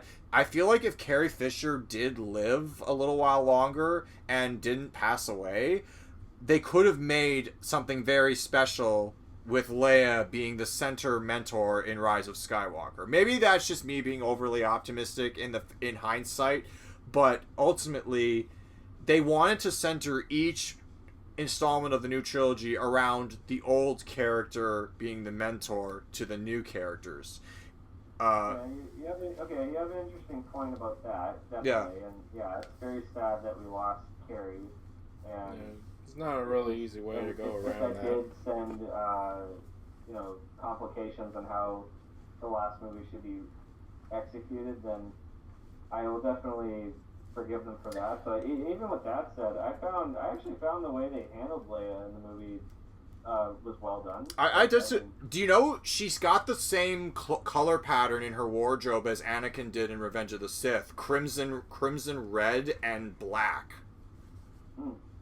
I thought that was really clever. I think 20, 30 years from now, when people don't know about like what happened and don't know like it's just reused footage from other movies, that it won't even cross their mind. It won't. It's pretty seamless, I must admit. It is seamless. It's not like Peter Cushing level CGI. It's pretty well done. Yeah. So it's very clear that like around when Solo and Rise of Skywalker came out, not only did I just want to separate myself from like the fandom, but also I was just feeling like Star Wars fatigue. Me too. I was feeling fatigued for everything. I was fatigued with superhero movies. I was fatigued with Disney. I was fatigued with Star Wars. Like everything was wearing me out. Endgame wrapped the superhero genre up in a nice little package, but they had to overdo it with Spider-Man Far From Home. But let's not get into Marvel. Let's keep it at Star Wars. With my excitement for these movies, it just kept getting diminished. Like as you can tell, like I was like hyped beyond belief about Force Awakens, and then I was like, I'm really looking forward to The Last Jedi. And then when I saw the trailers for Rise of Skywalker, I went, sure, I'll see it. Yeah. Well, for me, it was kind of like, okay, let's get this over with. Yeah. But the film itself, for me, I felt like it's a giant celebration about my feelings about Star Wars. Yeah. A whole lot of good, a whole lot of bad. It is. It is very mixed in that regard. The worst. It's so all over the place, and the film has like. It has a lot of like implications that it just feels like it's trying to be a crowd pleaser, but for the worst reasons. Yeah. It's almost like J.J. Abrams and his co-writer Chris Terrio just went on Reddit and just typed in like, what were things that people hated most from these last two movies? Okay, let's just clear that up. Clear that up. Like, yeah. They let the toxic focus group known as Reddit write this movie for them. And there were some moments where I honestly felt, did fans write this or did movie makers write this? Because I'll give you an example. The scene where Palpatine returns, that was the worst creative decision of this whole franchise because they didn't plan it. Nothing was building up to it. No. It was a last-minute, desperate attempt to just draw in, attention, and also they didn't have the balls just to continue to have Kylo Ren be the supreme leader and build him up even more evil and powerful. They're just like, let's just be uncreative and bring back Palpatine, and to quote Mr. Plinkett, Palpatine's behind it all. Yeah. But here's the thing. There were no hints in Force Awakens or Last Jedi implying that Palpatine was still out there. Palpatine coming back could have worked, but it wasn't established anywhere. It's like they wanted him to be an evil entity like Sauron from Lord of the Rings or Voldemort from Harry Potter, but you can't just drop him in there and say, yeah, he's an entity now, because you have to explain how he came back, and it's very last minute and very forced. Also, the pacing of this movie is terrible, and the editing is the worst I've seen in any Star Wars movie. I don't like the new characters that were added. They felt very kind of pasted in there. Which new characters? Well, I can't even remember the new characters. Okay, well, let me give some prefix. So, along with your Reddit Redditor script, basically, for this, another one that kind of pissed a lot of people off, at least people who were fans of Last Jedi, was the treatment of Rose as basically a wallpaper character. She doesn't have anything to do. Literally, she's just like, oh, I gotta do some research, so I'm just gonna hang back while the three of you and Chewie and C-3PO go off on an adventure. When C-3PO takes command over you, then that's kind of like, oh no. Yeah. And then, that is one thing I did like about the movie. I liked seeing all the main characters together going on an adventure. I like that was fun. That was good. It should have happened a hell of a long time ago, but oh well. Even C-3PO having more to do in this movie was nice. Oh, he was great. He was my favorite part of the movie, actually. When I saw the trailer, I swear to God, I thought he was actually gonna die, and I felt bad because he's one of my favorite Star Wars characters. Yeah. So like, yeah, that moment where he's like, "Oh, I'm taking one last look at my friends." I'm like, well, I mean, you had friends who lasted a lot longer, like Han and Luke, and you've known these guys not too long, but okay. I will talk about like. It's a trailer line because what he's really talking about is us fans. He's saying goodbye to us. Yeah, that's true. I'm gonna talk about like some of the choices that were kind of made and then didn't amount to much. But back to my point about the characters. Like we have the bounty hunter lady, who was Poe's ex-flame. She could have been. Don't ask me to tell you any of their names, but I liked her design, and I like bounty hunter characters in general. We'll talk about that later. But like, I wish she was around more. She doesn't really have like anything to do other than one section of the story. Comes back at the end, and then like her character doesn't really do much afterwards. Would you say that she's like your General Grievous for this movie? Like my General Grievous was in Revenge of the Sith, where he's such a good character. I don't like her that much. I don't know much about her, and she's there's not much to grab a hold of. Yeah, but you wanted to see more of her. I wanted more Grievous. Okay, and yeah, fine. I wish she was like more of a central like fixture of the story. And then there's the ex stormtrooper girl who hangs around with Finn mostly. It might be Lando's daughter. Probably is Lando's introduced daughter. Kind of around the same time Lando was introduced to Empire, kind of at the arc of the beginning of the third act. Ah. Man, I mean, that was intentional. See, it's like poetry, it rhymes. Like poetry, it rhymes. I don't know. Actually, the poetic part that I actually really liked in the movie was the lightsaber duel between Rey and Kylo Ren.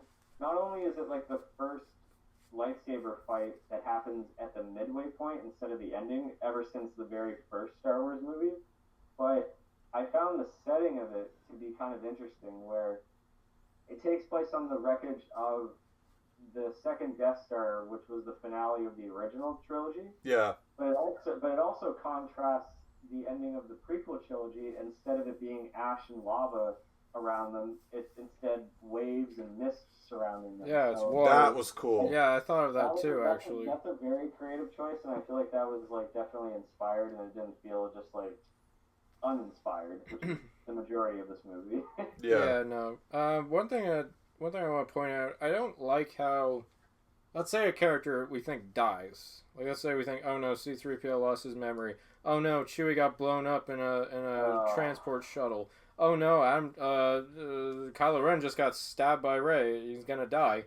But then, either a scene later or like a couple scenes later, the choice is completely redacted, and it's almost as if it shouldn't have even happened in the first place. Yeah. I was so shocked when I thought Chewie died. I was like, whoa. I feel something. That's really sad. I did not fall for that for a second. There's no way they would have killed off. They do show him later in it's kind of spoiled in the trailer because you see him running around in some Imperial vessel. So that is true. And I was like, that's so weird and out of place. I feel like they're going to do something else with it. And he shows up again. And 2 seconds later. And C-3PO didn't get deactivated, so like him just totaling around, I'm like, okay, it's still C-3PO. He just doesn't remember any of these new characters. And then like the whole thing with Kylo Ren getting stabbed, and then Rey like heals him, just set up a little bit earlier. It just kind of felt like why even stab him in the first place? Just like disarm him or something, and then leave. I don't know, like, and then she like. It's all foggy, and then he sees Han Solo in like a vision that I think Leia sent to him. I'm not sure where that was going, but he's not Leia. I think it was a memory of him and his father, but just done right at Yeah. the moment that they had in Force Awakens. Okay, I mean, sure. I just wasn't sure what Leia was doing because it's like she wanted to really do something. I thought she was projecting the image of Han to Ben in a way of hopefully like sending it over more to the good side. Well, she just wanted to talk to him like through the Force, and apparently that took so much Force energy that it sapped her life power, and she died. I guess you just don't want to do that when you reach a certain age as a Jedi because it's a risk factor. She died just like her mother, with a broken heart. Oh my God, you're right. Oh shit.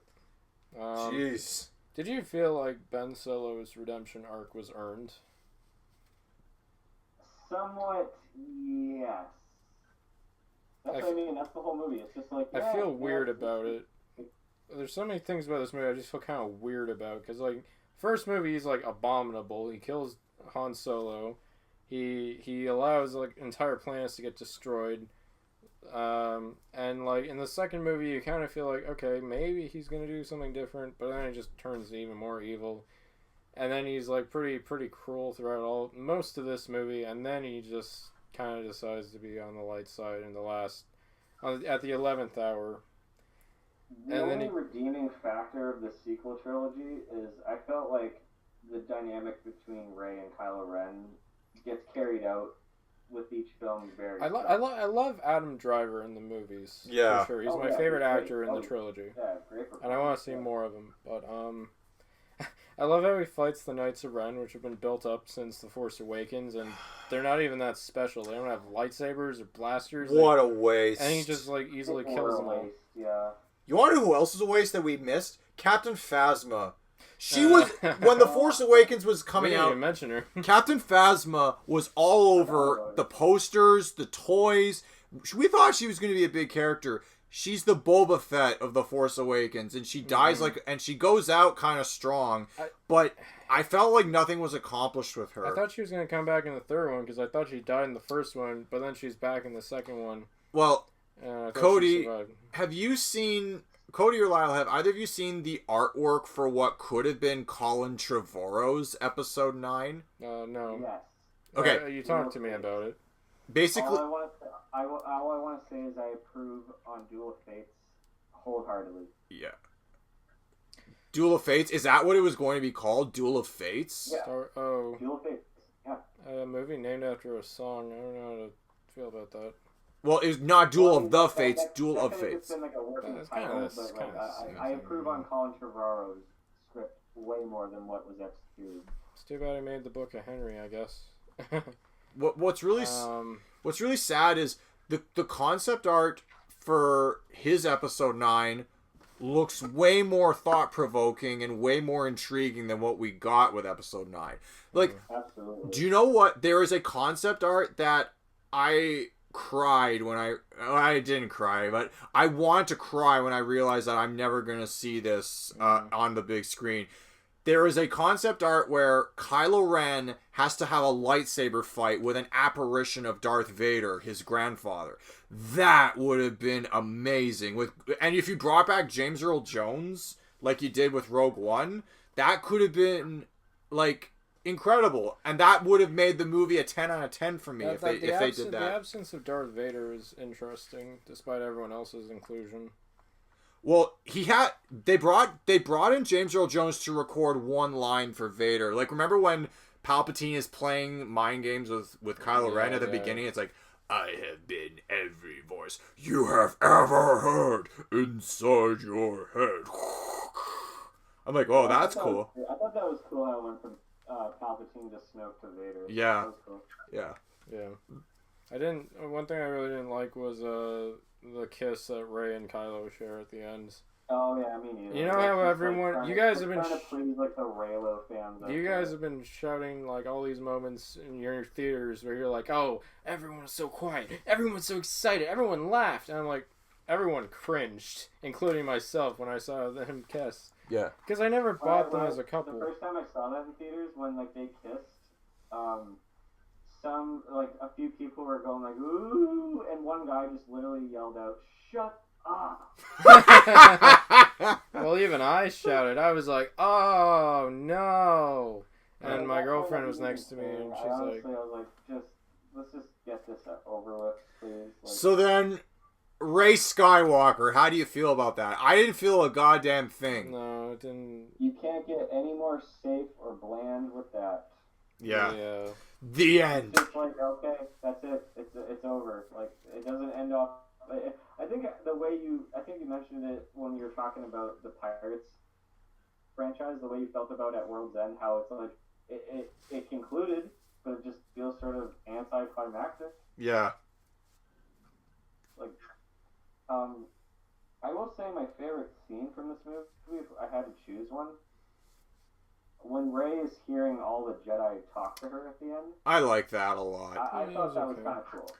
That was cool. You know what would it? Hearing everyone, like they got everyone to come back to just say a few words. Do you know what would? Cool. Do you know what would have been better?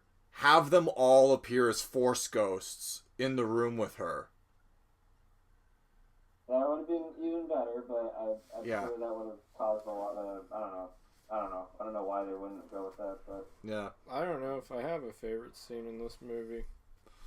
I would say that's my favorite line by Palpatine was, as once I fell, so falls the last Skywalker, and he just shoves Kylo Ren in a hole, and then he rises. Ooh, like the rise of Skywalker out of that hole. Yeah.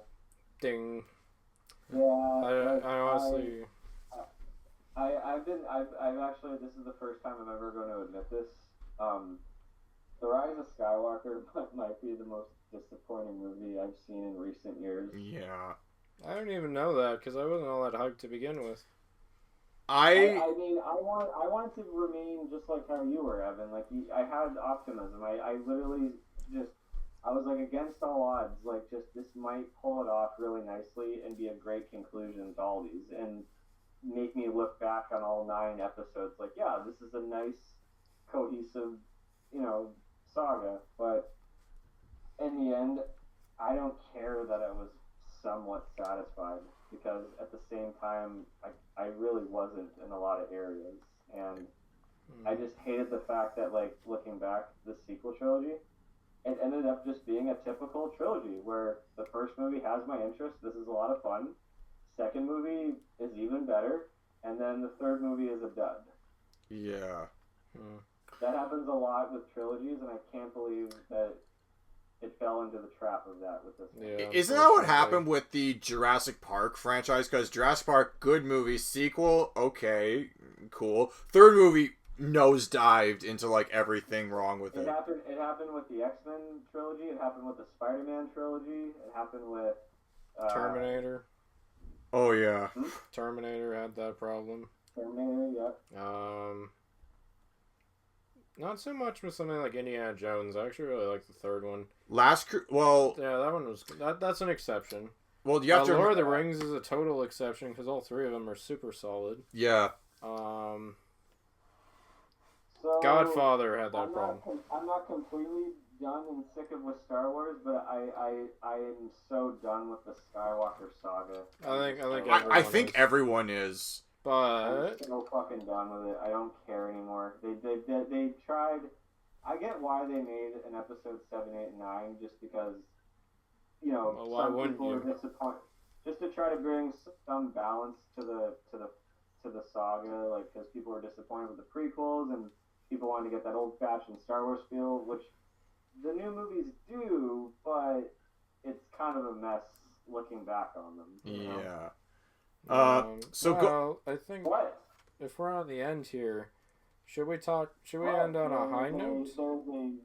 There is a new hope. Yes. New hope. In 2019, with the launch of Disney Plus, Jon Favreau, creative genius in my opinion, he's pretty good, delivered a show that he put so much dedication and passion into, called The Mandalorian. Finally, we get to talk about this. A bit of a running joke on this show. We're almost like 4 hours into this episode, and we finally get to talk about The Mandalorian. But yeah, every time we did the Simpsons episodes, Evan, you'd be like, "Oh, we're not talking about Mandalorian." Well, because you started on no with Disney Plus, because the Simpsons Disney Plus made The Simpsons more accessible than at any point. Fully accessible. But Mandalorian was a launch title with the platform. Yeah. I will never forget when Disney Plus launched on November 12th of 2019, and you and I sat down and we watched the first episode of The Mandalorian. I was impressed. The character, I don't know his name, and I kind of hope he kind of goes nameless. Kind of like Baby Yoda. We're recording this right before the series finale on Christmas Eve. So by the time this episode airs, it will be like after the series finale. We're like 2 weeks away from Christmas Eve, so. So yeah, the thing is, we know that Baby Yoda has a name. Baby Yoda is called Grogu. Yeah. But I kind of hope that they don't give the Mandalorian a name. I think he has a name. Oh. I think it's been established already. It just doesn't go by it. We know his background. We know his name. We know what he looks like behind the mask. I'll have to look into this, but you might be right. Okay, So the first episode was very impressive. Like, it felt like old school Star Wars. It did feel like old. Way. It felt like old school Star Wars. There was no, Jedi. There was no Sith. There was no Skywalkers. It was just the seedy underworld of the galaxy. This is what Solo should have been.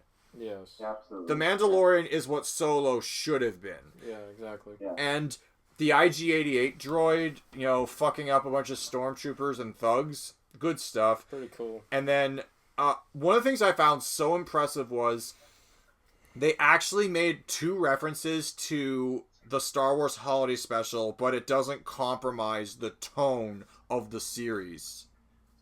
Yeah. Yeah. They have a lot of good actors attached to it. They really do. Giancarlo Esposito plays the main villain. Bill Burr. We saw Bill Burr recently. Bill Burr has been in the show. Hey, 2 people from Breaking Bad. Who knew? Yeah. Do you know, in Chapter 15 of the second season, there's a scene where Bill Burr and Mando sit down with this Imperial dignitary who's onto them. Imagine if that Imperial officer was played by Dean Norris. Yeah. Come on, let's have a drink. Yeah. Oh. My thoughts, broad thoughts away, of Mandalorian are: you're doing everything right. Keep it up. Yeah. I mean, I don't want it to go on forever. I mean, it should come to a natural conclusion at some point. But yeah, it's a really, really good show that I always look forward to. Yeah. It's a very nice light watch, and in the platform of your own home, you get just like a little bit of a nice movie every week, and it's a nice and simple story that's thought out, and you can just see the love and passion of people making this show because they clearly love Star Wars. They understand the lore, and there's no mentioning of the fucking Skywalkers. I just don't want to hear those names. Yeah, even the Force isn't touched on all that much, despite Baby Yoda. Well, to be fair, they actually pushed the release of one of the episodes of Mandalorian ahead of Rise of Skywalker because Grogu. Or, fuck it, I'm going to call him Baby Yoda, because that's what we were introduced to him as. Grogu feels kind of silly. Baby Yoda, he's actually called the Child, because we call him Baby Yoda because he's the only other member of Yoda's species. It's what the fans call him, man. Yeah. Baby Yoda actually force heals Carl Weathers towards the end of the first season. Oh, yeah. And, but going back to what you said, Cody, about how every single creative mind in the show, clearly loves Star Wars. They get filmmakers like Bryce Dallas Howard and Taika Waititi, and even Robert Rodriguez, Peyton Reed. They all direct episodes. Dave Filoni, Jon Favreau. And there isn't a single episode of the show that makes me cringe with disgust. There are some lackluster and underwhelming episodes, but nothing abominable. No, it does a good job. So it's always exciting to see the ending where you're like, oh my god, this person directed it. That's awesome. Yeah. Oh, I love how every credits roll has all the concept art in the background to the sound. That's a nice touch because it's all really beautifully illustrated. Yeah. Yeah. So, and also, I would be remiss if we didn't talk about how this movie gives Boba Fett. This show gives Boba Fett. Not a movie. It's not a movie, but actually, it's kind of interesting. What is kind of interesting? Boba Fett was supposed to have his own spin-off movie, but when Solo bombed, Disney completely had to restructure how they're going to make movies in the theaters now. Oh, that was too bad. Instead of giving Boba his own movie, they made him a character in The Mandalorian that he comes through in the second season. Season 2, yeah. In season Which 2... was a far better choice to go with anyway. Oh, shit, yeah. Well, we're going to have to talk about that when we get to the future of Star Wars as an IP under Disney. Because they're not over. In fact, I would say they're just getting started. And they've had the IP, they've owned the IP for almost a decade. So... before we move... My thoughts on the future of Star Wars, I know as of this recording, they just announced like a buttload of stuff that they're going to release on Disney+. I think that's going to be their main engine and platform from now on. I think the fact that it's just released at home, I'm just going to be kind of like picky and choosy on whatever kind of catches my eye, and if something doesn't catch my eye, then I just don't have to continue watching it. Yeah, exactly. Yeah. The only thing that has my excitement and curiosity is the Obi-Wan show. Well, not only that, they're getting Ewan McGregor to come back. They're not just recasting him, which is beautiful. And it's actually going to be age appropriate. He's kind of like a lot older now in time. Yeah, he's kind of within. He bridges the gap. I'm sure as the show's going to go on, they're just going to slowly like start to make him look gray and very Alec Guinness-y looking. Like, yeah. I hope there's that natural progression to it. Well, when he played Obi-Wan in the prequel trilogy, he already had Alec Guinness's mannerisms down to a science. So that was really good. How do you feel about them recasting Hayden Christensen as Darth Vader? I feel like it's odd to know that he's coming back, because at this point he's going to be wearing the suit. He will be. I feel like they're bringing him back because they want to show flashbacks of when Anakin and Obi-Wan were in the Clone Wars. Yeah. That makes more sense to me. That's the only way that they can make that work with him coming back. But will they get James Earl Jones back though? That's the question. Here's the problem I have with that. James Earl Jones has given us amazing voice work over the years. He's brought amazing characters to life. He is Darth Vader. He is Mufasa. He has a legendary voice. He's the guy on CNN. But lately, when he comes back to do Vader or Mufasa, you can just tell he's getting up there. No. Sadly, when he voiced Vader, you could tell he's aged quite a bit. And when he voiced Mufasa, he sounded like he wanted to fall asleep. No, serious. He does. No, but then what do? You can't replace him. So either bring back James Earl Jones, assuming he's healthy enough to do it, or get a new voice actor to play Vader. The video games... But did either of you see the Chad Vader spin-off on YouTube that came out in the late 2000s? Yeah. I saw a couple of them, yeah. The guy who voiced Chad Vader in that miniseries was so good that they cast him as Darth Vader in the Force Unleashed video games. You're going to replace James Earl Jones with a YouTuber. No, I think that's incredible how a guy on a YouTube sketch was so good at being Darth Vader that they gave him the job of being Vader in a video game.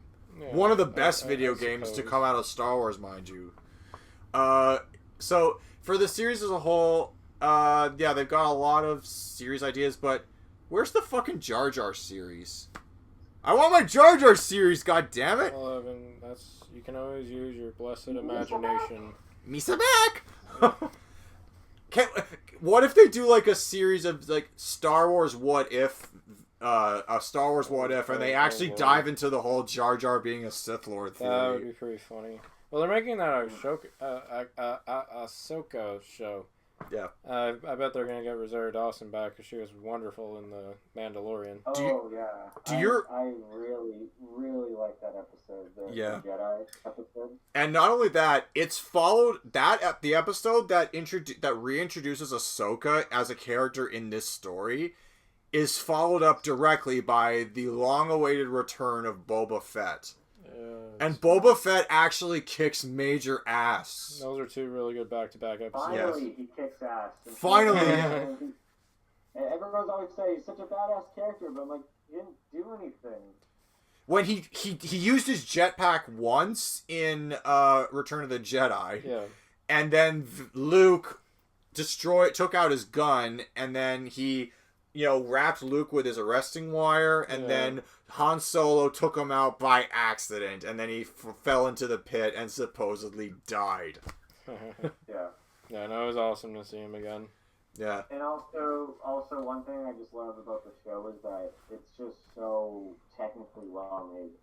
It is very well made. They created this, it's almost like a green screen, but it's more immersive than that. It's almost like a full room of a green screen that they can actually, like, digitally map to, like, the actual, like, location they're supposed to be in. So the actors can I think it's called digital environment. Yeah, I think it's something along those lines, because they actually, they project the image onto the screen, so the actors...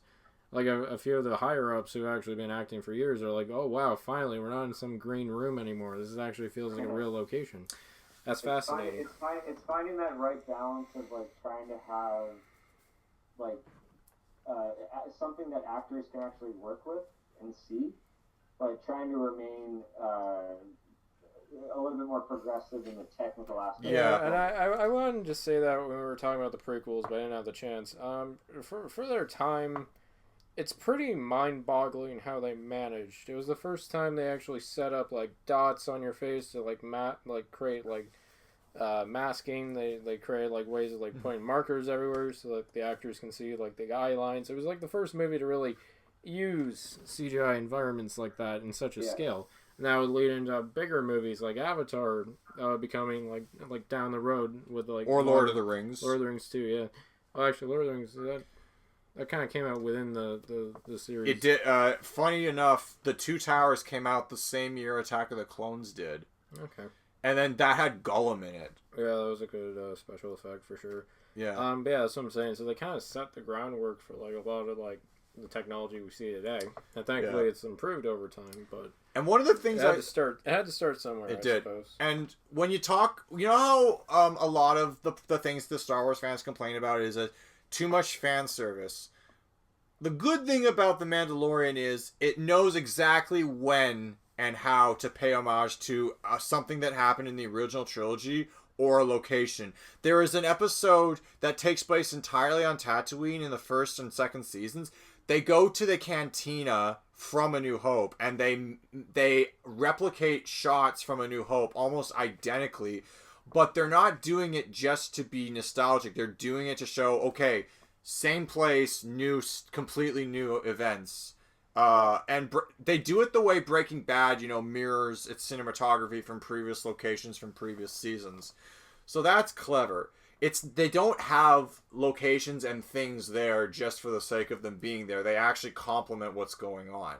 Mm-hmm. Yeah, I completely agree with that. Yeah. I'm happy. It's nice to know, like, that was definitely a complaint that all of us had with certain movies, where they kind of doubled down on things that we know, just to get kind of an excitement to make us clap. Yeah, I clapped. So yeah, just to make I clapped because I know what that is. Yeah. So it's nice to know like they're actually listening, and well, not just listening, but they're doing it right and just delivering like a compelling show. Yeah. Mm-hmm. I think we need to sort of like wind down now. Well, I want to kind of leave on a question, like, the toxicity of Star Wars fans for the shitstorm of a year that was 2020. We gotta be honest. Like, the Star Wars fans weren't at each other's throats for the first time in what felt like a long time. Well, because of Mandalorian? Yeah, because of Mandalorian. We've had 3 straight years of just divide and argument and hostility among Star Wars fans. And it's not even clear why it is, because it's like, do they hate anything that isn't the original trilogy? No, because Mandalorian has tons of references to the original trilogy and is just as new. So you can't say that. Do they hate the Force and the Jedi? Well, you could say that, but then again, Knights of the Old Republic it's a game we didn't talk about, but Knights of the Old Republic takes place 1,000 years before the events of the Skywalker saga, and that game is beloved because it shows the Jedi in their prime and it has good characters. So no, it's not the Jedi. It's not the fact that women are a thing in Star Wars, because they just don't like it when women are overpowered. That's the only problem. And I don't even think, just to kind of give a post-mortem remark, I don't think Rey is a Mary Sue, because I think Rey has weaknesses that just aren't written the way people expect them to be written. You know, it's a funny thing about the word Mary Sue. Initially, this came out like a decade before Force Awakens. Mary Sue was a word that described a character that was essentially a self-insert of the author. So say the author was like, oh, I want to make a character just like me, or a character who's like he's got all these abilities and he's wonderful, and it's like I'm inhabiting this world. That's initially what a Mary Sue was. And then I actually know the pinpoint of when this definition changed. Was I used to be subscribed to Max Landis' subscriptions, like his YouTube channel, back when he was still around. And Max Landis was the one who made a video about Rey, and he called her a Mary Sue, someone who had like an overabundance of attributes that made her far too powerful to be relatable, or like far too like undefeatable and like incorruptible and all that. And then Gary Stu came into the fold as the same idea of like a character that's OP but a guy, and it's just like that's when Mary Sue started to become thrown around way more. Almost any movie had it, and it's like Star Wars especially got targeted. I think Max Landis was the one who kind of made it. Wasn't there a character prevalent in Star Trek that was called Mary Sue, and she was just overpowered just for the sake of being... I can't recall because I'm not a Star Trek fan, but I don't think so. Yeah, I'm not sure either. I'll have to look into that, but perhaps. Yeah. But anyways, so... But how do we feel about Star Wars as a whole? Like, well... do we still like it, or... I mean... Naturally, we talked about it for nearly 4 hours. So I may get tired of it, and I may need breaks from it, but there's always something that will keep me coming back to it, because it's just been such a special thing in my life. It's been in every, it's been there through all the big, like, turning points in my life. Like, the prequel series was there the entire time I was in elementary school, and right before I was just leaving elementary school, the prequel series wrapped up. When I was fresh out of film school, the sequel trilogy was there, and I got to watch the pros and cons of the sequel trilogy and talk about how, and apply that to how I talk about movies, how I make movies, how I think of ideas for movies. And then I always think back to that original trilogy that I got to experience when I was really young. And it's the reason I make movies, because Star Wars wasn't based off of a book. It wasn't based off of a historical legend. It wasn't based off a show. One man had an idea based on multitudes of creative ideas he saw throughout history, and he compiled them all in one area, in one story, and one universe. And it's just so fascinating to see that creativity. So the creative element of Star Wars is what keeps me coming back to it. The epic characters, the way they say certain things, their personalities, that's what brings me back. So I'll always love that, even in moments where Star Wars goes low. I always think of the good stuff, and I pay attention to the good stuff. We may not always agree on what the good stuff is, and maybe 15 years from now, people will actually go back on the sequel trilogy and say, it wasn't that bad. We overhyped it. We misjudged it, because the prequel trilogy was panned upon its release. Well, Revenge of the Sith kind of got good critical reviews, but fans still had problems with it. Today, fans will actually go back to Phantom Menace and Revenge of the Sith. Attack of the Clones still gets left in the dust, but they'll go back and they'll say, "Hey, there was some good stuff about these movies, even though we acted like we hated them at the time. There was some good stuff there." So and Star Wars will always keep evolving. Disney's not going to just let it go. They're going to keep milking this cash cow till the end of time. So we'll have that to look forward to, unfortunately. But as long as they no, if they keep up the rate they're going at the rate they're going with the Mandalorian, if they keep that sense of honor and that sense of care with the property, we can get some neat ideas because the universe of Star Wars is endless, and I just can't wait to see what they add to it and what new perspectives arise when talking about it. And I can't wait to see what the younger generation, that was born in the last 20 years, thinks of all these movies, because they have 9 movies to watch now. Yeah. Not including the spin-offs. Mm-hmm. They have 9 movies to watch. We only had at the top. We started off with 3, and then we had 6. Now we have 9, and we've grown up with these movies as much as our parents did. Yeah. So, Star Wars is a force to be reckoned with, and I feel like there is, even though we don't always agree on it, there's something very special about it. Very, very good. I couldn't have said it better myself. I definitely need a break from Star Wars. Like, I need a 2-year break, because every year it's like I need to stop for a while, but then it's always something that comes up that I need to watch. Like, every time a new one comes up, Evan has me have a marathon with him. We actually had another marathon earlier this year for May the 4th, and then I had to watch them again for this podcast. It actually was, the May the 4th marathon wasn't my idea. It was... no, but we had a May the 4th marathon. We did have it, it just wasn't my idea. But anyways... No, I didn't say it was. Yeah, okay. Anyways, yeah, so I feel like almost every year I always have to... I'm obligated to watch Star Wars, and much like the MCU, I just need a good hiatus from it for a little while. Yeah. Just so I can appreciate it again. Because I remember when Force Awakens came out, I saw Star Wars everywhere. Even on fucking oranges. I saw it everywhere. And the over-stimulation I got from it kind of made me feel a little less about Star Wars as a whole. And I don't want to feel that way. I don't want to feel like Star Wars sucks. It doesn't suck. There's a lot of things I like about it. Yeah. It touched me in quite a way. But, yeah, like Evan said, I can definitely take the good. I can, maybe have a good chuckle at some of the bad ideas, but yeah, Star Wars. I mean, I like it. It's a part of me. Yeah. How about you, Cody? What's your post-mortem? I find that Star Wars is gonna definitely be in my life forever because it kind of already has, even before this new era that we're in. It's definitely showing a lot more content than ever before, because it always used to be you're gonna get a trilogy, but in between it's 3 years in between, and now as you said, we get something every year. So I'm always gonna be into it, and I'll definitely take a few breaks whenever I want to, because I definitely just don't want to just overstuff myself. It's kind of like if you have too much candy, you get sick after a while. Yeah, that's how I feel right now. The real cinema that I'm into is just actual movies. That's my feast, and dessert comes later.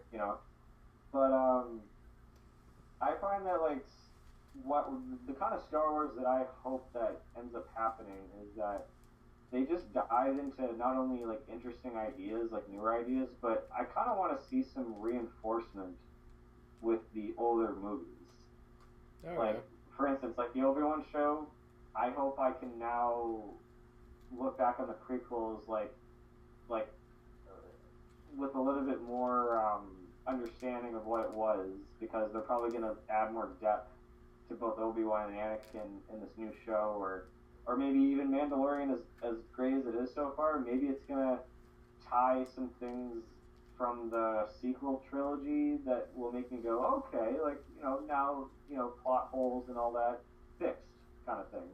Okay. Kind of what Rogue One did with saying we purposely designed a flaw in the Death Star, and all that stuff. As long as we reinforce things that we love, but also get new ideas, I'm totally open for that. But yeah, as I said, I'll be picky and choosy about what I watch from here on out. But I think the bottom line is that Star Wars has always been about hope.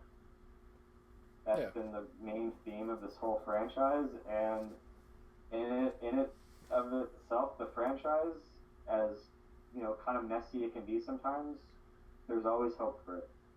Yes. All right. So we have a new hope. It started with a new hope, and we have a new hope. Hope. There's always going to be hope. Yes, that's great. Thank you for listening. Even in life, there's always hope. Even in life, yeah. So Interesting. thank you for tuning in once again. You guys have a Merry Christmas out there. Happy birthday, Jesus. And don't hang up. Got it. So everyone have a Merry Christmas. It's been fun. Yeah, happy holidays, everyone. Stay safe, please. Stay healthy. Just enjoy yourselves. I know it's not going to be the most normal Christmas this year, but, you know, just like what we talked about hope. Humanity has been confronted with hard times before. This isn't the first Christmas to take place during a trying time in world history. So definitely enjoy yourselves. And I hope this podcast has been enlightening for you. May the Force be with you. And have a good night. May the Force be with you as well. And also with you.